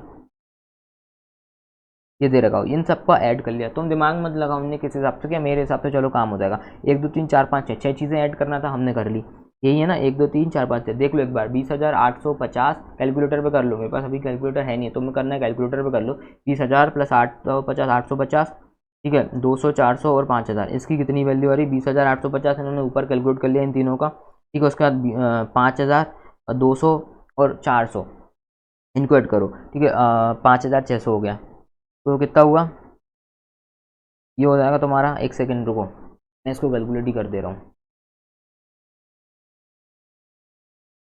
अब इसमें क्या किया इन्होंने, मैं आपको बताता हूँ पहले, 20,850 प्लस 5,000 प्लस 600, 400, ठीक है, 26,450 आया, यहाँ पे आया हमारा 26,450, हमारा आंसर तो आया नहीं। अब क्या करें, मेरी बात सुनो, मेरी बात, मैंने क्या बोला था बेटा, इंश्योरेंस का अगर चार्जेस नहीं दे रखा तो एफओबी का 1.125% लेना है, तो अब यहाँ पे एफओबी कैलकुलेट करेंगे। एफओबी कैसे कैलकुलेट करना, एफओबी का मतलब होता है फ्री ऑन बोर्ड, बोर्ड तक के सारे खर्चों, देखो अब क्या लेंगे अपन एफओबी में, मैं हाईलाइटेड पोर्शन 20,000 लेना, हाँ जी लेना है, मशीन की कॉस्ट लेना, हाँ जी लेना, ट्रांसपोर्ट का चार्ज फ्रॉम दी फैक्ट्री लेना पड़ेगा, लोड कराने तक का खर्चा लेना पड़ेगा, ये तुम्हारी एफओबी बनेगी, 3 खर्चे तुम्हारे एफओबी बनेंगे, 20,000 प्लस 800 प्लस 50, सॉरी 20,800 प्लस 50, हाँ 20,850 तुम्हारा एफओबी बनेगा, ये हाईलाइट कर रहा हूँ, ये वाला और ये वाला, मैंने क्या बोला था, वेसल से आ रहा तो वहाँ चढ़ाने तक का खर्चा, ये चढ़ाने तक का खर्चा 20,850 हो रहा, इसका 1.125% आप ले लो, 26,450 ले लिया मैंने, ये देखो आपको नहीं दिख रहा होगा शायद, नहीं आप मिनट रुको, आपको नहीं दिख रहा है इसमें, ठीक है छोड़ो, 20,450, सॉरी 26,450 मेरा ये आ चुका है, आपका भी आ गया होगा, यहाँ पे लिख दे रहा हूँ मैं 26,450, ठीक है। अब इसमें इंश्योरेंस का चार्ज जोड़ना, इंश्योरेंस कौन कौन था, एफओबी का 1.125%, एफओबी कितना हुआ 20,850 का 1.125%, ये होता है हमारा 234 रुपये और 56 पैसा, 234 ले रहा हूँ मैं राउंड फिगर में, 234, ठीक है, 234 प्लस ले रहा अपन 26,450, ये हो गया 26,685 पॉइंट समथिंग कुछ होगा, देखो हमारी एसेसेबल वैल्यू बोल सकते सी आई वैल्यू 26,685 पॉइंट में कुछ तो मैंने पॉइंट को उड़ा दिया, ठीक है साहब, 234, ये 234 था तो मैंने 235 ले लिया इसको, इंश्योरेंस चार्जेस 234 पॉइंट समथिंग इन्होंने लिया है, हमने लिया है 235 रुपये, मैंने पॉइंट में जो था मैंने उड़ा दिया, मैंने मोटा मोटा लिया, अप्रोक्सीमेटली लिया वो, ठीक है, फिर हो गया 26,685 आ रहा है मेरा, यहाँ पे आ रहा है 26,684, 26,684.5 से मैंने पॉइंट वाला उड़ा लिया, इसलिए थोड़ा सा माइनर सा डिफरेंस है, ठीक है। तो ये हमारा क्या हो गया एसेसेबल वैल्यू। अब इसके ऊपर क्या बेसिक कस्टम ड्यूटी लगा लो। अब एक बात ध्यान रखना, एग्रीकल्चर सेस मत लगाना, प्लीज़ मत लगाना क्योंकि नया आया हुआ है, इसमें अपने को लगाने की ज़रूरत नहीं है, ठीक है। अब एसेसेबल वैल्यू, ये आ गई हमारी एसेसेबल वैल्यू, इस पर लगेगा हमारा बेसिक कस्टम ड्यूटी। हाँ एक चीज़ ध्यान रखना, ये क्या है इन्होंने डॉलर से इंटू किया हुआ है, ये भैया एसेसेबल जो वैल्यू आई है, ये देखो मैं आपको बता देता हूँ, अपन ने आधा आधा क्वेश्चन पढ़ा था, अपन ने क्वेश्चन ही चालू कर दिया था। दूसरी चीज़ क्या दे रखा हुआ है, ये मशीन जो डॉलर में आई हुई है, डॉलर में आई हुई, देखो हमेशा ध्यान रखना, कोई भी कस्टम ड्यूटी लगाओ, चाहे जीएसटी एसजीएसटी कुछ भी लगाओ ना, इंडियन रुपीज़ पे लगेगी, इंडियन एक्ट के हिसाब से। भाई सपोज करो $10,000 है, और $10,000 है, इंडिया के हिसाब से होता है $70,000, तो $70,000 के ऊपर ही हम जीएसटी कस्टम ड्यूटी ये सब लगाएंगे कि $10,000 के ऊपर लगा देंगे? $10,000 के ऊपर लगाएंगे तो नुकसान हो जाएगा गवर्नमेंट को, ठीक है। तो ये डॉलर में दे रखा हो तो अब अपने को कन्वर्ट करना पड़ेगा कोई भी ड्यूटी लगाने के लिए। तो अब इसमें 2 रेट दे रखी हुई है। देखो सबसे पहली चीज़ है रेट, बेसिक कस्टम ड्यूटी की रेट क्या लेना है अपने को, बिल ऑफ एंट्री और एंट्री फॉर इनवर्ड, जो भी बिल ऑफ एंट्री ले लो, या फिर जो इनवर्ड एंट्री, मतलब जो पोर्ट जो वेसल से सामान आ रहा है वो, इन दोनों में से भी लेटर डेट कौन सी है, एक है जनवरी की, एक है फरवरी की। तो फरवरी की डेट देंगे, 20% हमारी बेसिक कस्टम ड्यूटी होगी। दूसरी चीज़ है CBIC की रेट, मतलब कि डॉलर वाली जो रूट है डॉलर की जो रेट है कौन सी लेंगे, bill of entry. Bill of entry कौन सी, rate of bill of entry ये दे रखा हुआ है, तो कौन सी लेंगे, ₹60। तो ₹60 लेंगे और बेसिक कस्टम ड्यूटी 20% लेंगे, दैट्स इट, ये वाला था, ठीक है। अब हम आते हैं, ये जो आया ये एसेसिबल वैल्यू डॉलर में दे रखा हो 26,684 पॉइंट, सॉरी यहाँ पहुँच गया, हाँ 26,684 पॉइंट डॉलर में दे रखा हुआ है। इसको इन्होंने 60 से इंटू किया।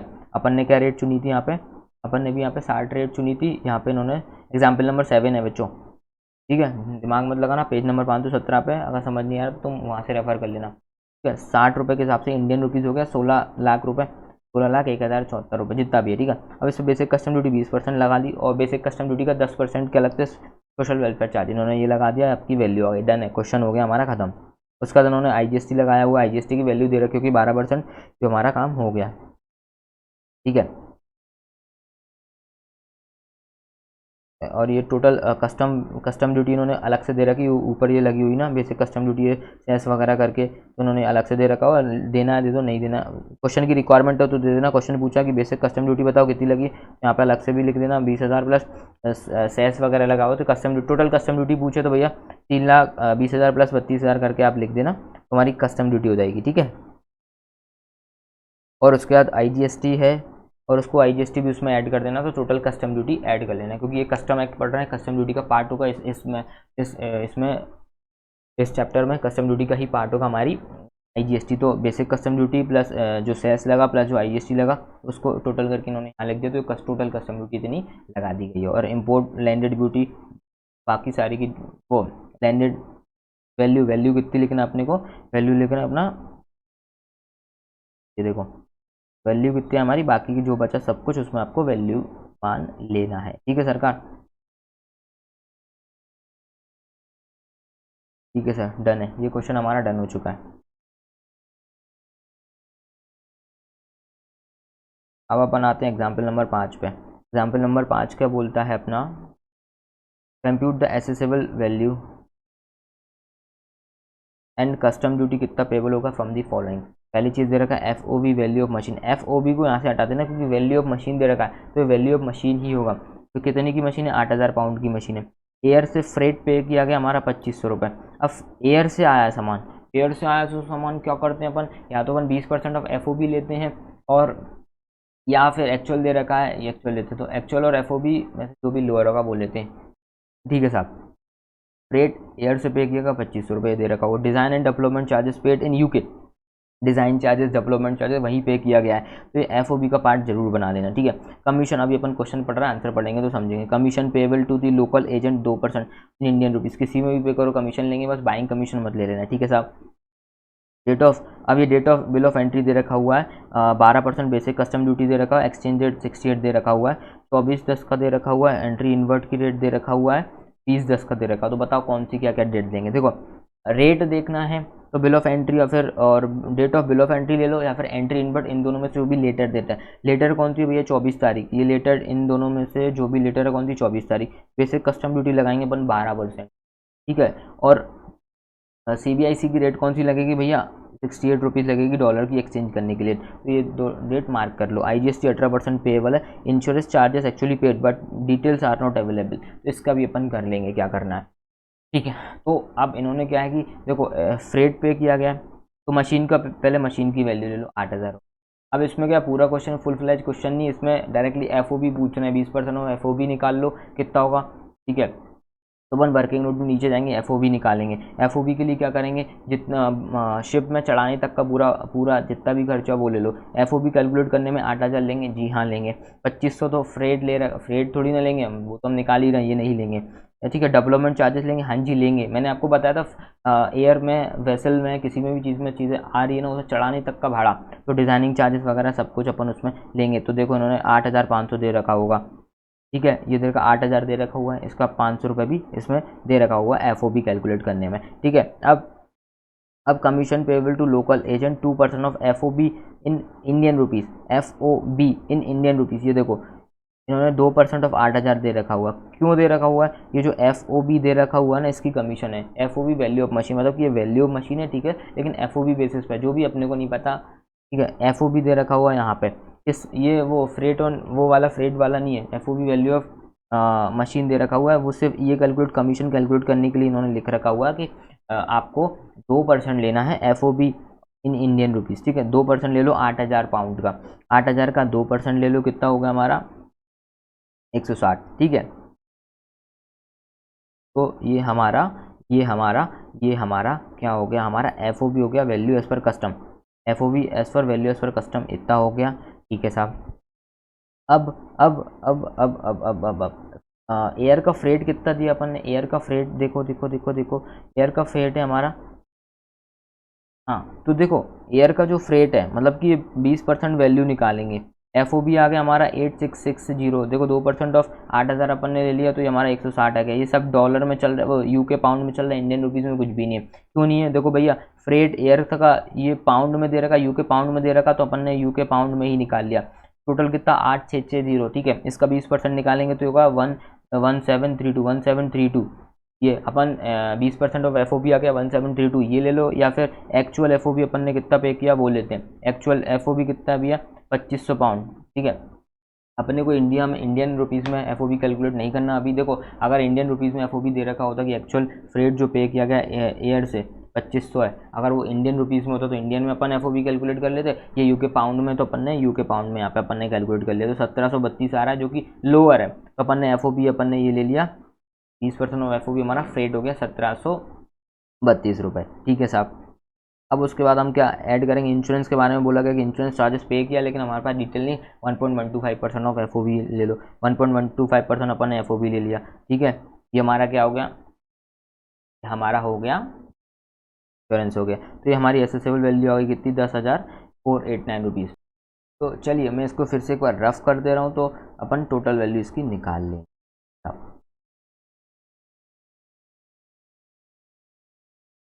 ठीक है ठीक है ठीक है ठीक है, अब क्या करेंगे, हमारा इंश्योरेंस भी आ गया हमारा, ठीक है, हमारा इंश्योरेंस आ गया, एफ ओ बी आ गया। तो टैबलेट हल्का सा हैंग करने लगा।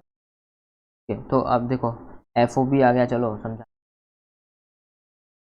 अब चालू है। एफ ओ बी मतलब 8,000 रुपये, मतलब उसकी कॉस्ट ऑफ मशीन। यदि एफ ओ बी इसलिए दे रखा हुआ है क्योंकि वो 2% ऑफ एफ ओ बी अपने को कमीशन निकालना था ना, ये वाला, तो इसलिए उन्होंने एफ ओ बी करके दे रखा हो। तो एफ ओ बी हमारा 8,000 कॉस्ट ऑफ मशीन, ठीक है। अब उसका डिज़ाइन के चार्जेस 500 रुपये पे किया, वो ले लो। 160 रुपीज़ उन्होंने कमीशन पे किया, वो। उसके बाद फ्रेट कितना लेना अपने को, फ्रेट अपने को क्या, ये 8,660 के ऊपर वालों का टोटल है, अगर इसको अवॉइड करो ठीक है, कोई दिक्कत नहीं है। ठीक है, अब उसका अपन ने 1732 लेना था, ले लिया। ठीक है, उसके बाद इंश्योरेंस लेना था, ये 97 पॉइंट है, बीच में पॉइंट है, यहाँ पे इन्होंने कॉमा लगा दिया, यहाँ पे पॉइंट है बीच में, 97.425 रुपीज़। ठीक है, ये ले लो। तो ये इन सबका जो टोटल होगा वो होगा हमारी एसेसेबल वैल्यू 10,489.425 हमारी एसेसेबल वैल्यू होगी। अब इस पर इंडियन रुपीज़ में कन्वर्ट करेंगे। मैंने आपको बोला था 68 की रेट लेना, ये देखो अपन ने गोला मारा था यहाँ पे, 68 की रेट लेना, इंटू कर दो, इंडियन रुपीज़ में कन्वर्ट कर लिया, उसके ऊपर आप वो लगा दो, क्या लगा दो, ड्यूटी वगैरह लगा के, वो सिंपल सा पॉइंट था, हो गया हमारा।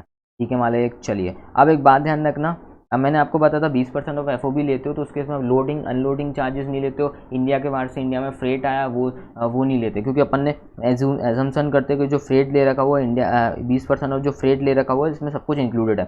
ठीक है सर, लेकिन commission, packing charges, handling charges, वो सब चीज़ें तो अपने को लेनी पड़ेगी ना। अगर आपने 20% ऑफ एफ ओ बी लिया, दैट मीन्स सिर्फ लोडिंग अनलोडिंग और फ्रेट का चार्जेस नहीं लिया है, बाकी सारे लेना है टोटल वैल्यू निकालने में। दैट्स इट, हमारा हो गया। और अब आगे बढ़ते हैं। ये टैबलेट हल्का सा हैंग कर रहा है, मेरे को आपको एक क्वेश्चन और कराना है,